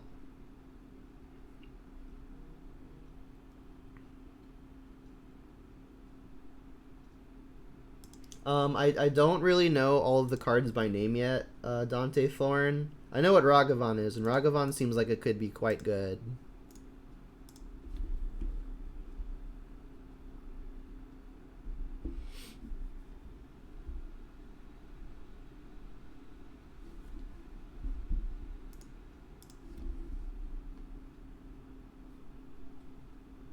Alright, they drew the ley line anyway. Alright, well, that could get icky with the polymorph.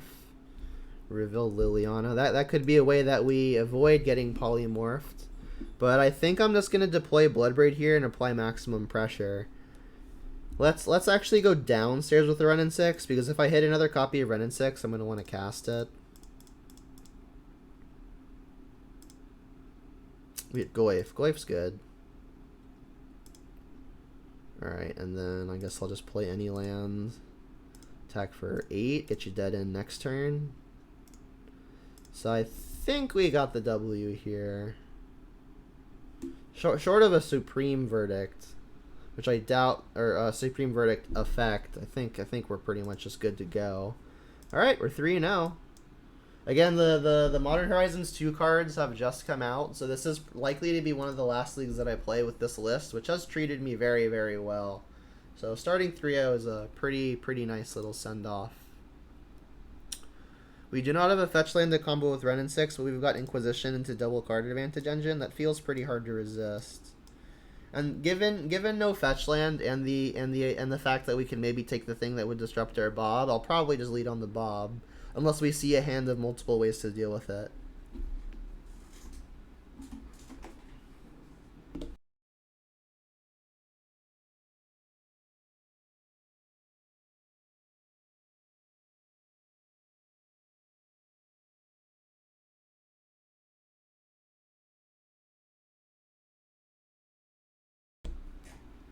The mulligans.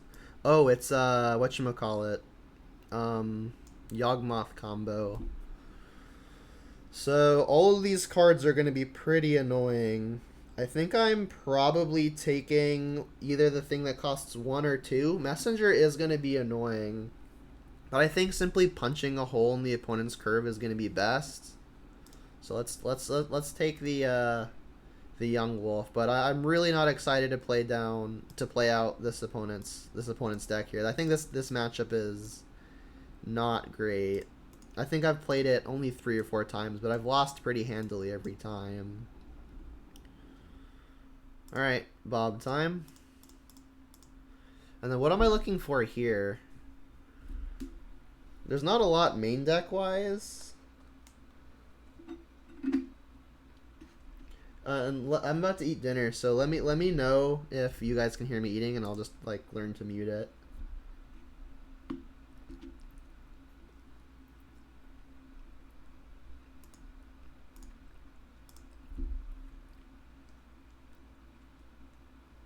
Yeah, never punished for missing lethal. Yeah, man, getting punished just for chumps. That's why it happens to me a lot. There's the Geist that we knew of. Definitely not trading.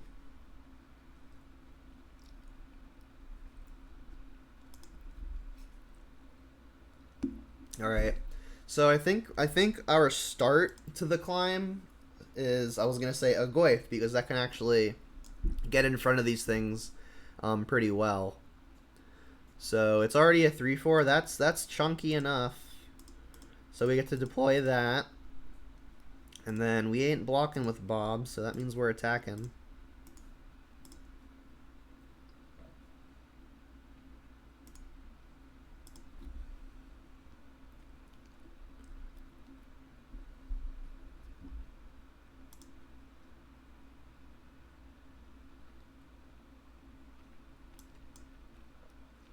Yep. That thing's pretty annoying.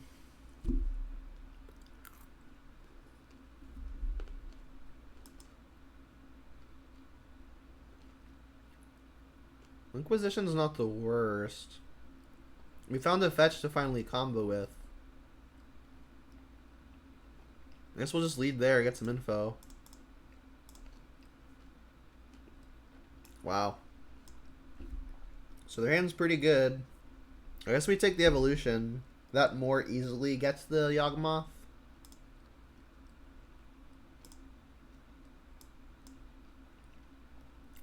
And I guess if I ping the Geist with the Renin 6, I can then at least trade. Doesn't seem great. But I don't think I've got a much better route to victory other than just grinding through these things somehow.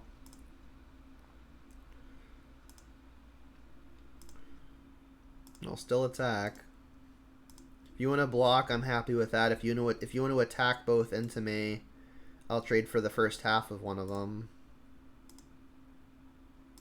This isn't looking very good, not gonna lie. My dinner does look good though.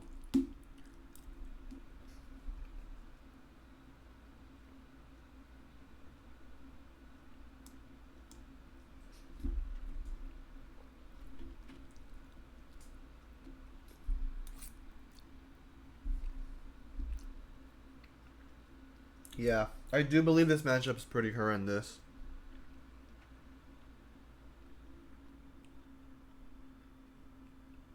Their creatures are just basically 2-for-1s on their own. And they do a pretty good job at threatening our life total, even out of nowhere. Because, you know, stuff has haste. Stuff hits us every time it enters the battlefield. And then they can just tutor. They have like 8 main deck tutors for their aces.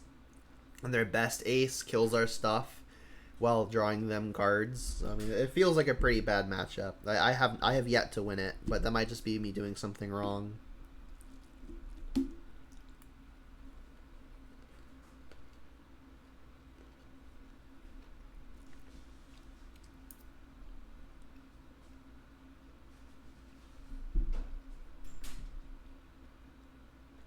Insect is saying that we need a deck build stream. Sorry I missed that comment earlier, but I might just do that after this league. I won't be able to play it because like the ManaTraders stuff isn't open yet. But maybe I can theory craft for when it is available.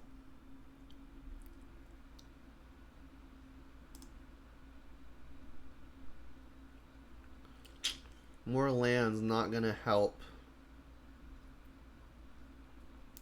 So if you read this card, there's a word there after the word at and before the word cost in the flavor text. And if I pronounce it correctly, it says any cost. Could be wrong.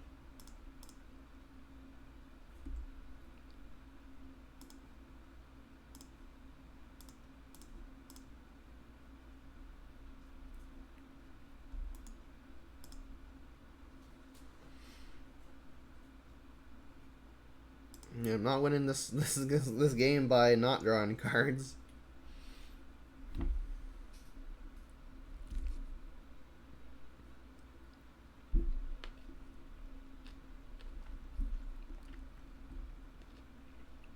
Yawgmoth time.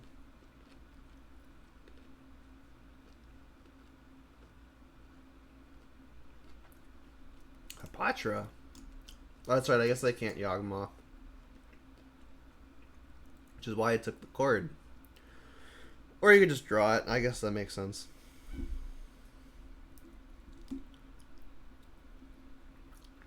So I just got a stream deck. I for sure have to make one of the buttons circus music.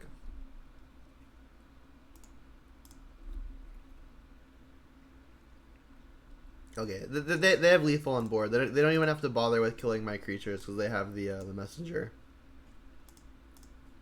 Alright. So we for sure want Plague Engineer. I think we for sure want Brutality. Brutality takes Chord and Evolution, which feels pretty important. It can kill a creature, but I feel like that's less important. Push, not great. Is Ashiok even good? Yes, right, because it also stops Chord and Eldritch Evolution. It's less good for the graveyard plan, but it seems just fine to stop their less fair tutoring. The discard spells feel pretty horrid.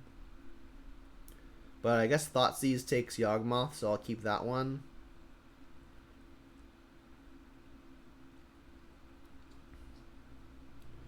Don't really think this is a matchup for Kolaghan's Command. They're not really in the business of killing my stuff, and 2 damage for 3 mana is not really where I want to be.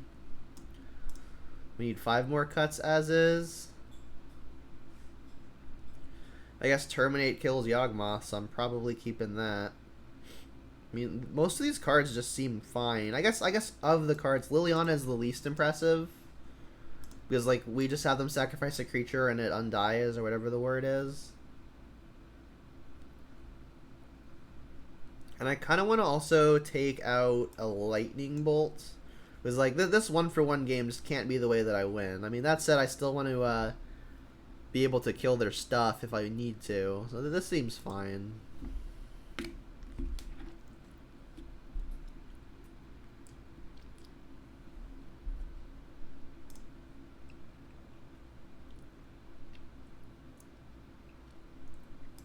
It's not exciting. But I mean, I've got a good turn 2 play into a good turn 3 play.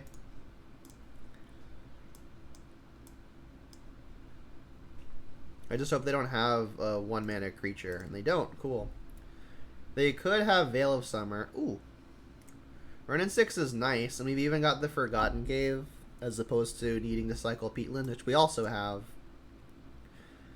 If I go for the Veil, if I go for the Collector Brutality, they could have the Veil here, so I kind of like just getting the Renin 6 going. They could have Stranglerootgeist to attack it down, which would be annoying.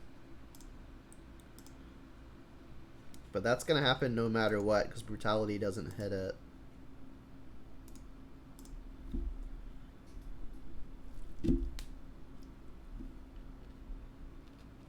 Okay. Ooh, Thoughtseize. They could still Veil me here. So I think I'm just going to Ashiok. And then I could mill myself and then maybe buy the land back that way. 5 head. Also, maybe we get lucky and hit a Kroxa.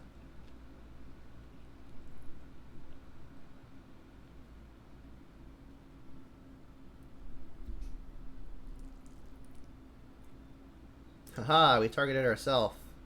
Gotcha. We even hit a land. How lucky.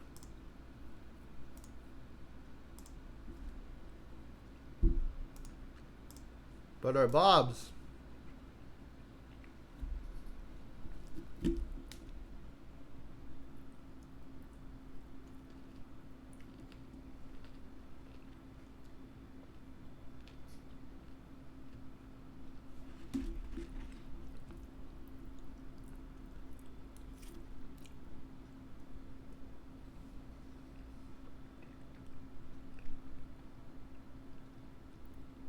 We knew this was a possibility.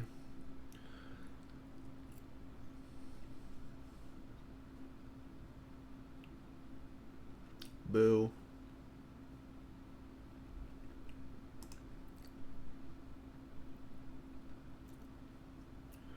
So they could still Veil of Summer us.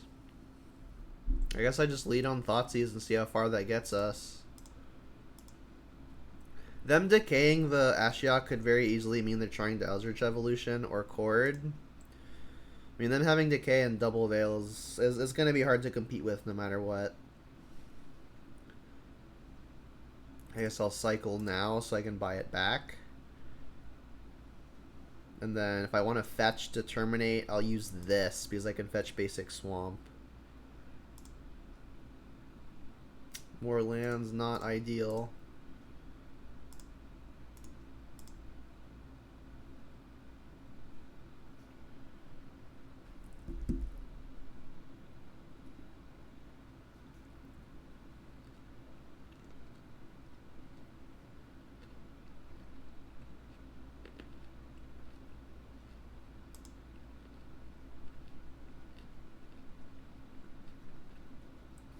And if they don't just kill my Renin 6 here, I'm just going to continue cycling the Forgotten Cave.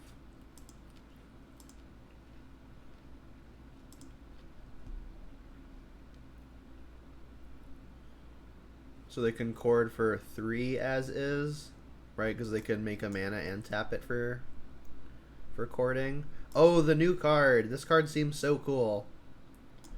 I think this card's very good.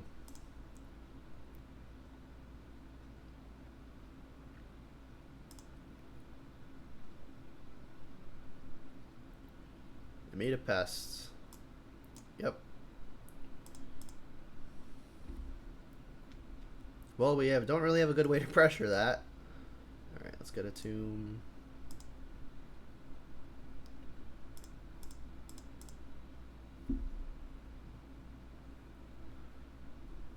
Not great. We need a way to get it on the board. There it is. So if I can kill a pest, which is making some headway.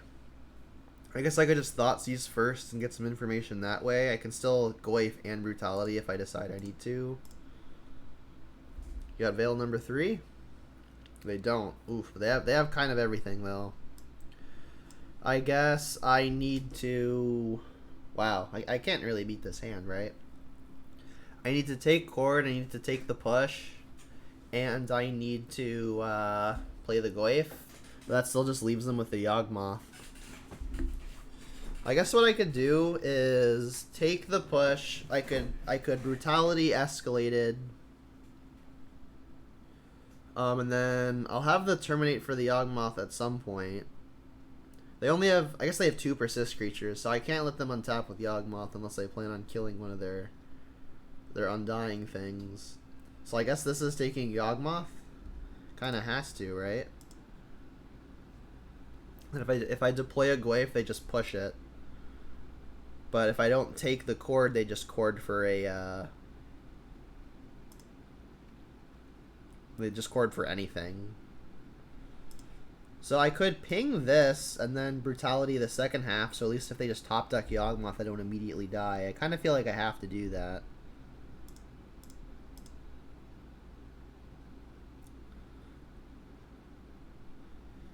This sequencing was, I guess this is the way I have to do it. So they could chord for 2 now, because this will be untapped. So this is kind of the necessary sequencing, because I need to kill this, but either way it works out, unfortunately. So we'll 2-mode it. Reveal your hand. Kill something. So we'll cast you and you. And then ditch, I guess, a Verdant. Yeah, I like this. I like this card in general, and the alternate art is pretty sick. So if they chord for 2, we at least get to take the push. What do they get? Like a Patra here? Oh, it's only for 1?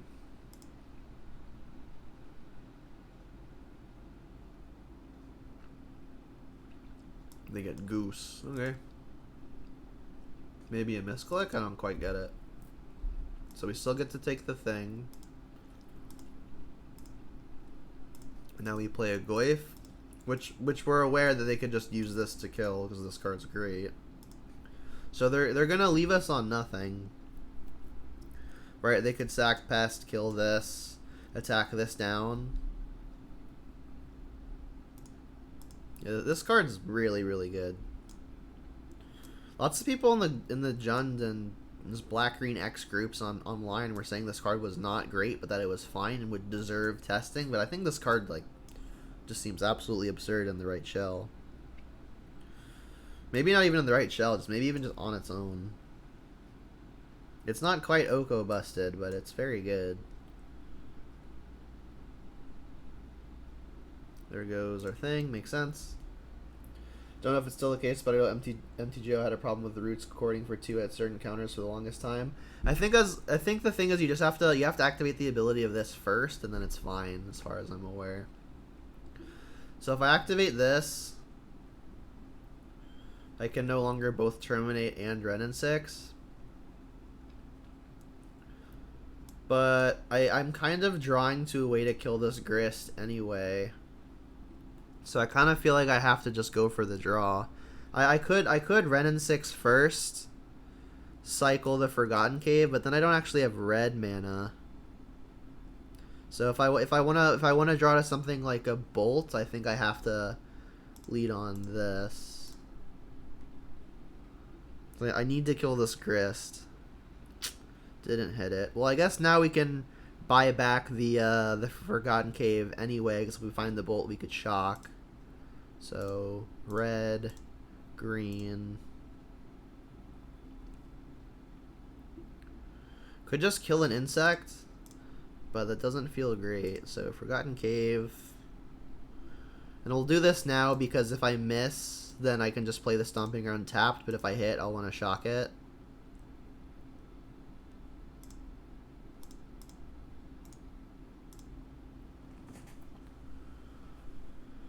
Time for Grist to kill us.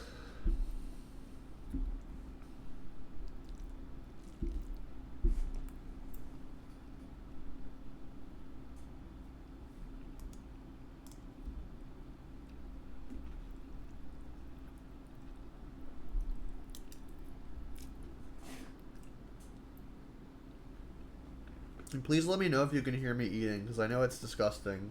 But I'm trying to be quiet. So if I'm being successfully quiet, cool. So I can ping off a pest, but I feel like that's not solving the larger problem. So I kind of feel like I have to continue working towards, I guess, finding action, which would lend to cycling a Forgotten Cave.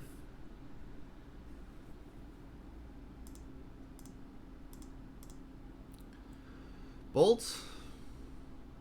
Another Terminate. I guess I should kill this Goose.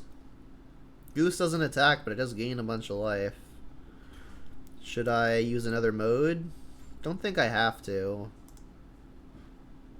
Like, if they've got a good instant or sorcery, they just cast it. So I don't think they've got one. Let's just use this as a kill spell. Doing it this means that if they've got a Veil, I can at least respond with a Terminate. Not ideal. That's Veil number 3. Not that this matchup was bad enough already, but Veil is obnoxious.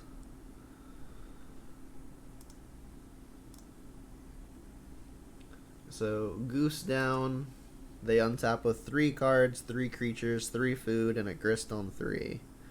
Lots of 3s that I can't beat.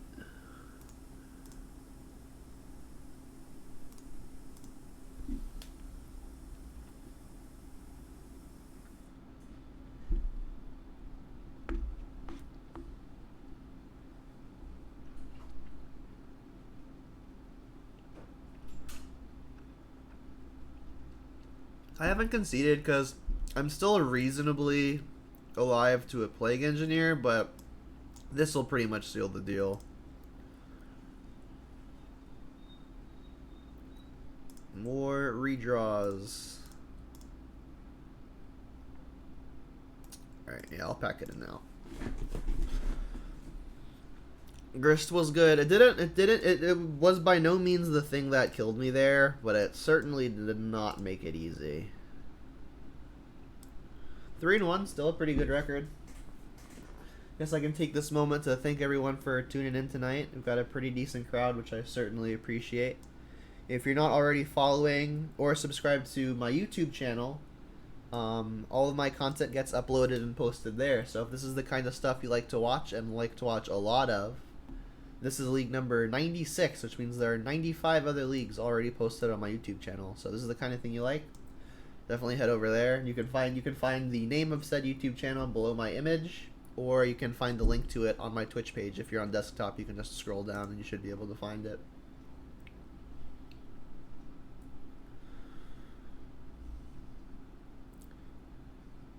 Poppy Fritz, 999. We got a keeper.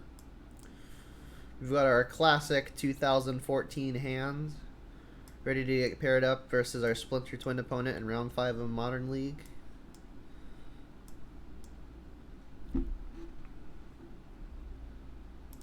So let's plan the mana. I guess I should just shock Overgrown Tomb first. I don't actually know for certain what I want to fetch with this yet. We just know that it's a black source, right? And I guess in the absence of red, it's most likely to be Blood Crypt. But if we find a Blackleaf Cliffs, then I probably want Stomping Ground.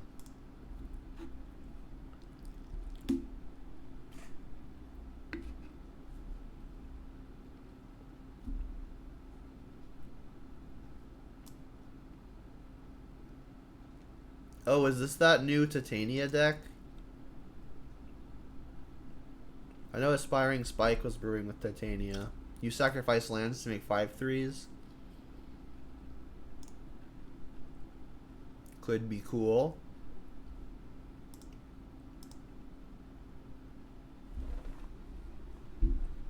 Alright, so this is looking like Stomping Ground now. So, I mean, I guess we can always wait on the decision. Defer it for later.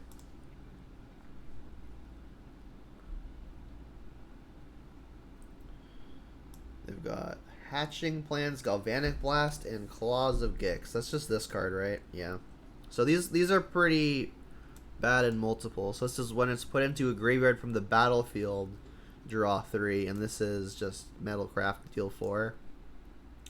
Well, I'm definitely worried about them drawing 3. They can sacrifice it with Claw of Gix, so let's take that. Yeah, really diminishing turns on the Claw, especially when activating it doesn't involve tapping it, right? Alright, Steam Vents was the unknown card, so we still have complete information.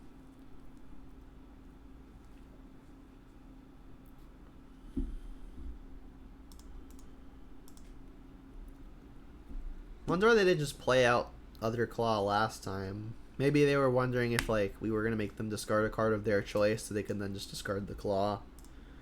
Alright, let's get Blood Crypt.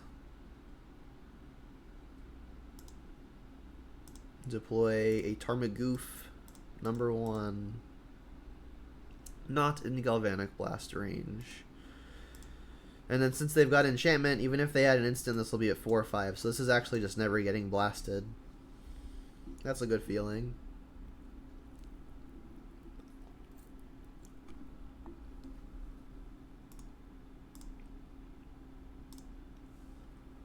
So pay 1 to gain a life and sack a permanent.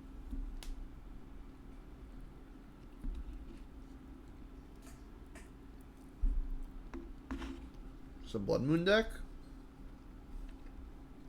deals 1 damage to any target. When it's put into the graveyard, it deals 5 to any target. Okay.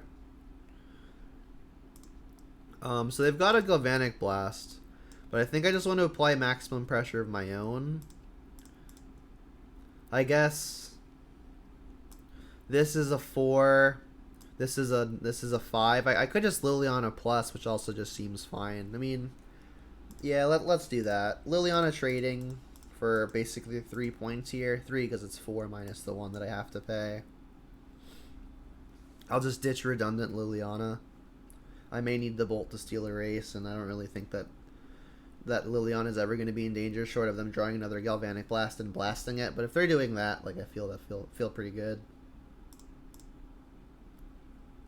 Also, ditching a Liliana means my Tarmogoyf gets large quicker. Goyf is a 5/6. Hefty chunker.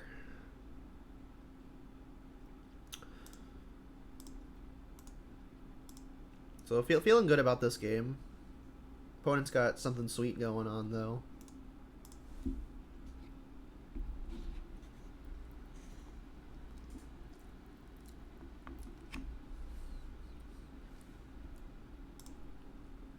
It's a good draw. They were on empty and they drew a draw too. Never that bad, right?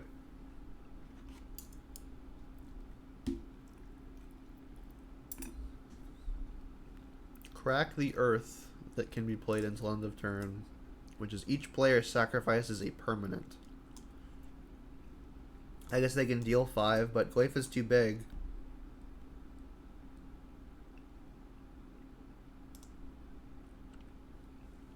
Stack is sweet. Sure. They're not solving the problem that is Tarmogoyf. which is now a 6/7. Play a backup Goyf in case something should happen to my first.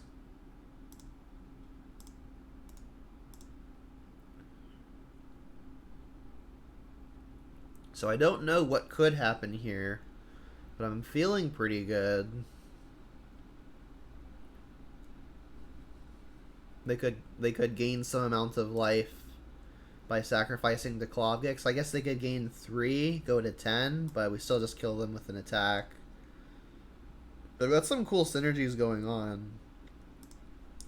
Definitely something that we could be afraid of. If they just draw a bunch of their draw 3s and draw 2s, we could easily lose the card advantage game, so a clock may become more important. We're up a game, though. Exciting stuff. So, not really sure what we should even bring in, to be honest. The spot removal does not look good.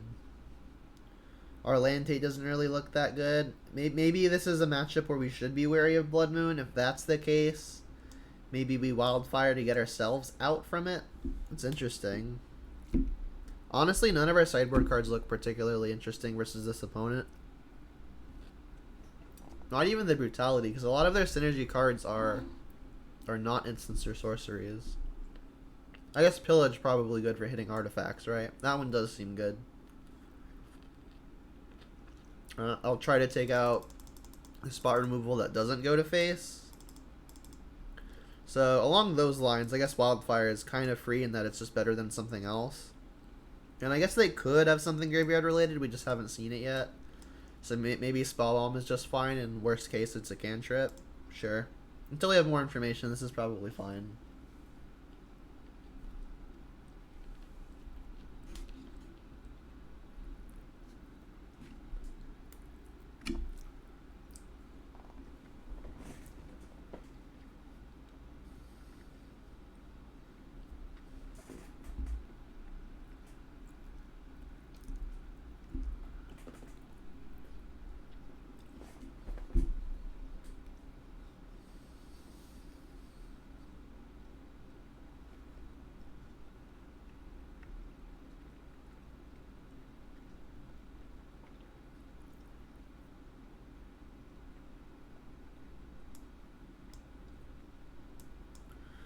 So I think having a clock is pretty important. But Inquisition into Liliana feels pretty strong. We're not really even certain that Spellbomb does anything, but it does redraw as a worst case. We mulligan, which also makes the heavy discard plan look better. Could get there. We're just really looking for a threat. We need to find either a Tarmogoyf, a Bob, or a Bone Crusher. One of those 3 would make me a lot more confident in this game. Star, yeah, sure.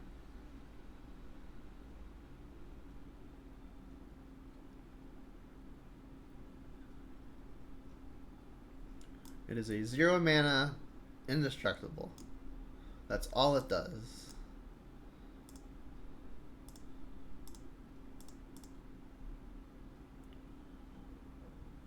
So they've got Sprite Dragon and Soul Artifact. Well, I guess we know what the plan is.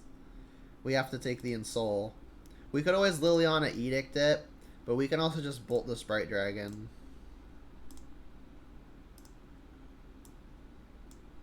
I doubt we're going to get Mutagenic Growth.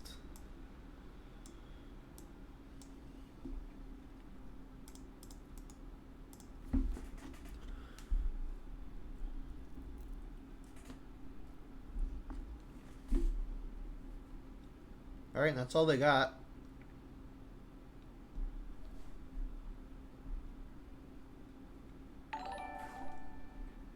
Hey, James, welcome back. Am I giving Ignoble a try? I would like to, but I am unable to right now because the new cards are not yet available via ManaTraders, which is the subscription that I use. So soon I will be trying them, but not yet, unfortunately.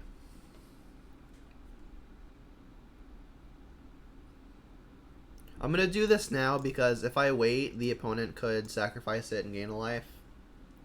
I don't want to give him a life for free. Feels unnecessary. And then I'll play the Spell Bomb now. I should have played basic Swamp because now I'm kind of priced into playing Swamp next turn. Not that it matters a whole lot, but I definitely should have played Swamp, right?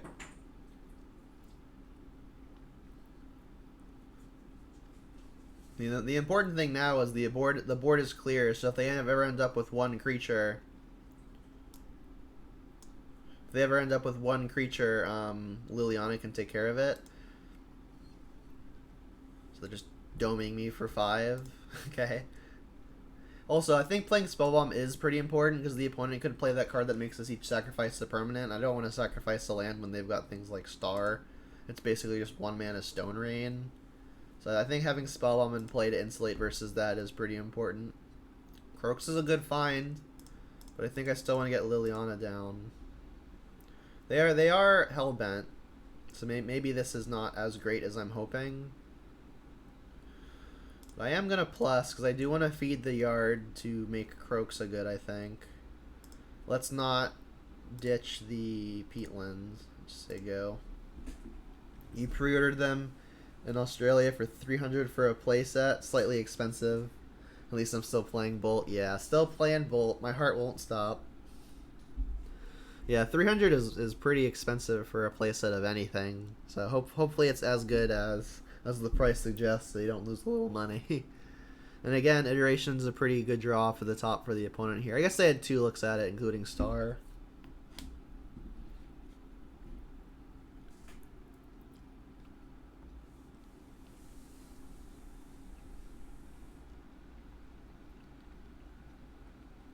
Yeah, Australian dollars are different. I'm aware. It's not like ridiculously different, right?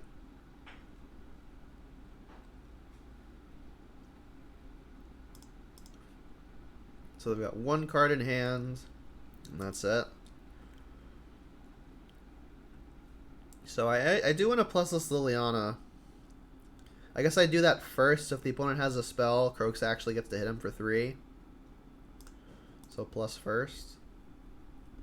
I guess I could sacrifice Eyelet, but then both of their cards are leaving anyway.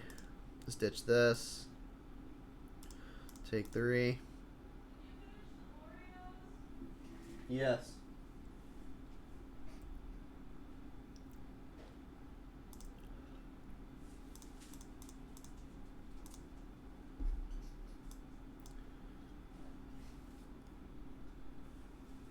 Big difference compared to Euros, yeah. Yeah, I don't have in my head the conversion from something to American to something else. I can only convert one thing at a time. Play this land because that helps us escape the Croxa, and popping Spellbomb means that we have all of the cards needed to escape the Croxa. So almost definitely going to be doing that on the opponent's end step here.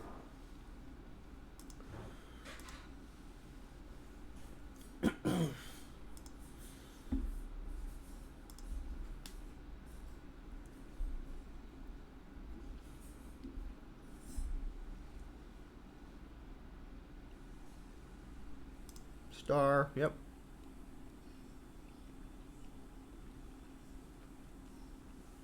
Guess like sack a permanent, gain a life. Or make a mana. I guess if they draw something that costs 2, they want to be able to cast it, sure.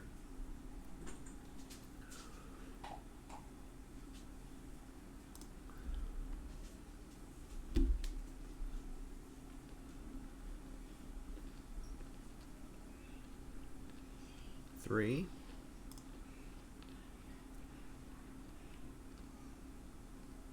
I mean, they didn't have to shock yet, right? Like they could have cycled this without shocking.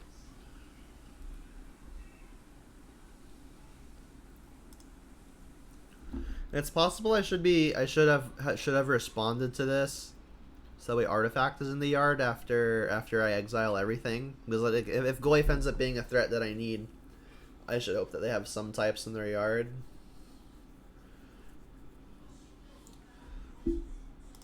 But I mean, hopefully that doesn't come up. All right, so target you.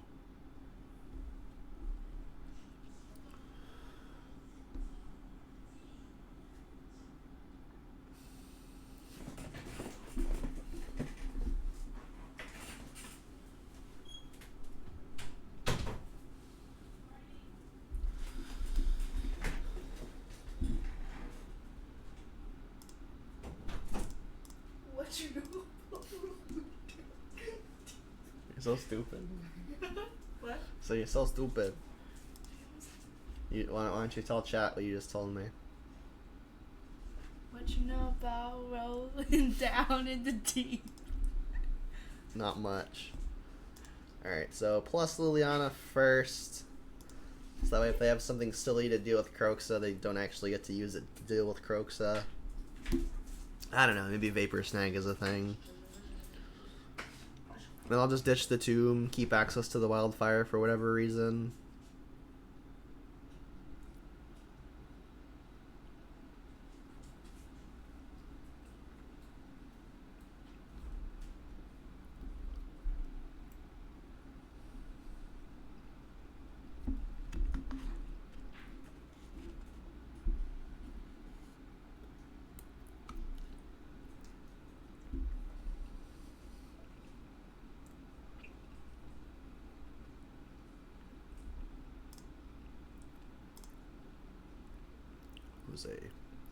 Crack the Earth. Alright, and I guess they've got lots of artifacts. It's going to be the hardest for me to add, I guess, instant for Goyf purposes, so let's keep an instant.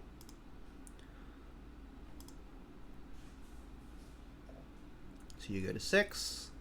We got Liliana on ultimate. Range. And I guess a Wildfire in hand for whatever silly thing may happen.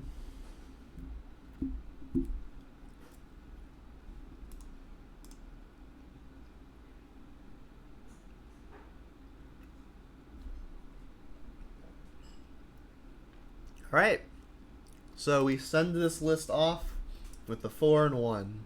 So all in all, I guess I'll do one grand summary because again, this list is very likely to change pretty dramatically, or at least we won't be playing a list similar to this anytime soon, because in the very near future, I hope to be playing with some of the new Modern Horizons 2 cards. So, the grand summary of this experiment that has been Bone Crusher Giant, I've been very, very pleased with how the card has performed. I feel like it has slotted in pretty well. It's never, neither side of it has ever been excellent, but the consistency that it provides has been really, really, I guess, reliable. We've had lots of hands where we've had only threats, including a Bone Crusher, but hey, Bone Crusher is also an interactive spell. Then we've had lots of hands where we've had only interactive spells and no threats, but hey, Stomp is also a Bone Crusher. So it's definitely provided lots of good consistency throughout the probably 10 plus leagues that I've played with it now. And additionally, it's just a pretty good 2-for-1 a good amount of the time. So Bone Crusher has been really, really impressive, and I'm really excited to say that I think it deserves a slot in Jund as long as you're not companioning Luris. I still think that Terminates are the way to go right now because Eldrazi Tron is so big, and because Stormwing Entity is so big, Terminate kills both of those kinds of threats very reliably without giving the opponent extra resources in the form of lands, which would be the case with something like Assassin's Trophy. Darth Wu, thank you for the follow. I appreciate the support. And I'm playing 5 1-mana discard spells. I still like this. I've said in the past, discard tends to be stronger in a format landscape that's saturated with combo and control, and there just really isn't a whole lot of combo control right now. It's primarily aggro and mid range. And Arinaz, thank you for the follow as well. I really appreciate the support.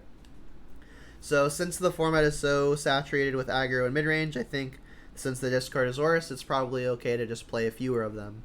And then the sideboard, we can supplement it with Brutality, so if discard ever is good, we can always just bring more in. Though the 1-mana removal has been very good, I still like the split of 3 and 3 right now. It's a good mix of being able to go upstairs while still being able to kill almost everything, and actually needing to kill everything, things like Death Shadow, Tarmogoyf, Scourge of the Skyclaves, Thought-Knot Seer, etc. So I like that mix a lot. Croxa is a card I wish I could probably play more of, but drawing multiples can feel bad, and it is kind of a 4-drop. And playing Bone Crusher Giants, I didn't want to invert my curve too much, so kind of a nod to that was not playing second copy of Croxa and only playing 3 Bloodbraid Elves. The curve has felt really, really smooth. So I could see going up a Croxa or up a Bloodbraid and experimenting with how clunky it feels, but I didn't feel any form of clunk in my many leagues with the list very similar to this, if not this one. So I think the curve is just really swell. It feels great, especially if you consider Bone Crusher to be kind of just a 2-minute interactive spell. The curve looks even better. I guess moving to the sideboard, the Collector Brutalities have been absolutely excellent, especially in a format where Burn's very popular, and it's also very good versus things like Prowess and the various control decks. So Brutality has been great. Engineer, on paper, I've been pretty skeptical about lately, just because the various decks we expect to see don't line up very well against it. But I mean, Magic Online is the wild west. I feel like we've played against 3 matchups, at least out of every 5, and was a league is 5 matches. I feel like out of 5 matches in every league, about 3 of them play Engineer has been an all-star. So really happy with how that's been doing. I get asked a lot about the split between Cleansing Wildfire and Pillage. I think Pillage is really good for hitting artifacts. Obviously, that's what the card says. But I mean, having this cost 3 instead of 2 is a pretty drawback versus something like Tron while you're on the draw, which you will be most of the time, or at least half of the time. So while it is slower in that regard, the utility of being able to hit an artifact feels very relevant. And I've multiple times in multiple leagues have needed to kill an artifact, and Pillage came to the rescue. My big mana hate, outside of my Wildfire and Pillages, Damping Sphere has been really fine. It's been the least outstanding sideboard card. But I mean, it's really good versus our really terrible matchups, which would be things like Tron, things like Amulet, and it's also got lots of good incidental value versus stuff like Storm and Oops All Spells, which tend to be less popular these days. But it's good there.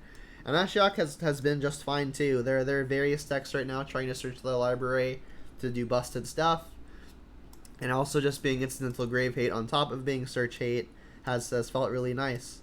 So I really like how this sideboard is. Obviously Fatal Push just a sideboard versus Shadow and the various low to the ground decks.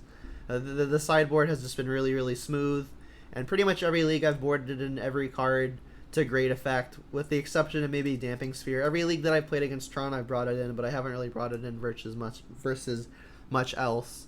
But I mean, the summary of this sideboard is I don't think I'd really change much. It's felt really good, at least in the context of supplementing this 75. And this 75 has felt really great. I didn't keep track of my overall record. It started off with a 23-2 run, and after that I kind of just lost count. The deck has felt absolutely phenomenal, and I think closing out with the 4-1 on this list is a beautiful way to tie up what I think has been a fairly successful experiment. So with that said, I'm going to end the recording for YouTube. I'm going to stick around on stream after the recording. So if you're watching this on YouTube, thanks for watching up to this point. Remember to like and subscribe. And until next time, I hope you have a good one, and Jund them out.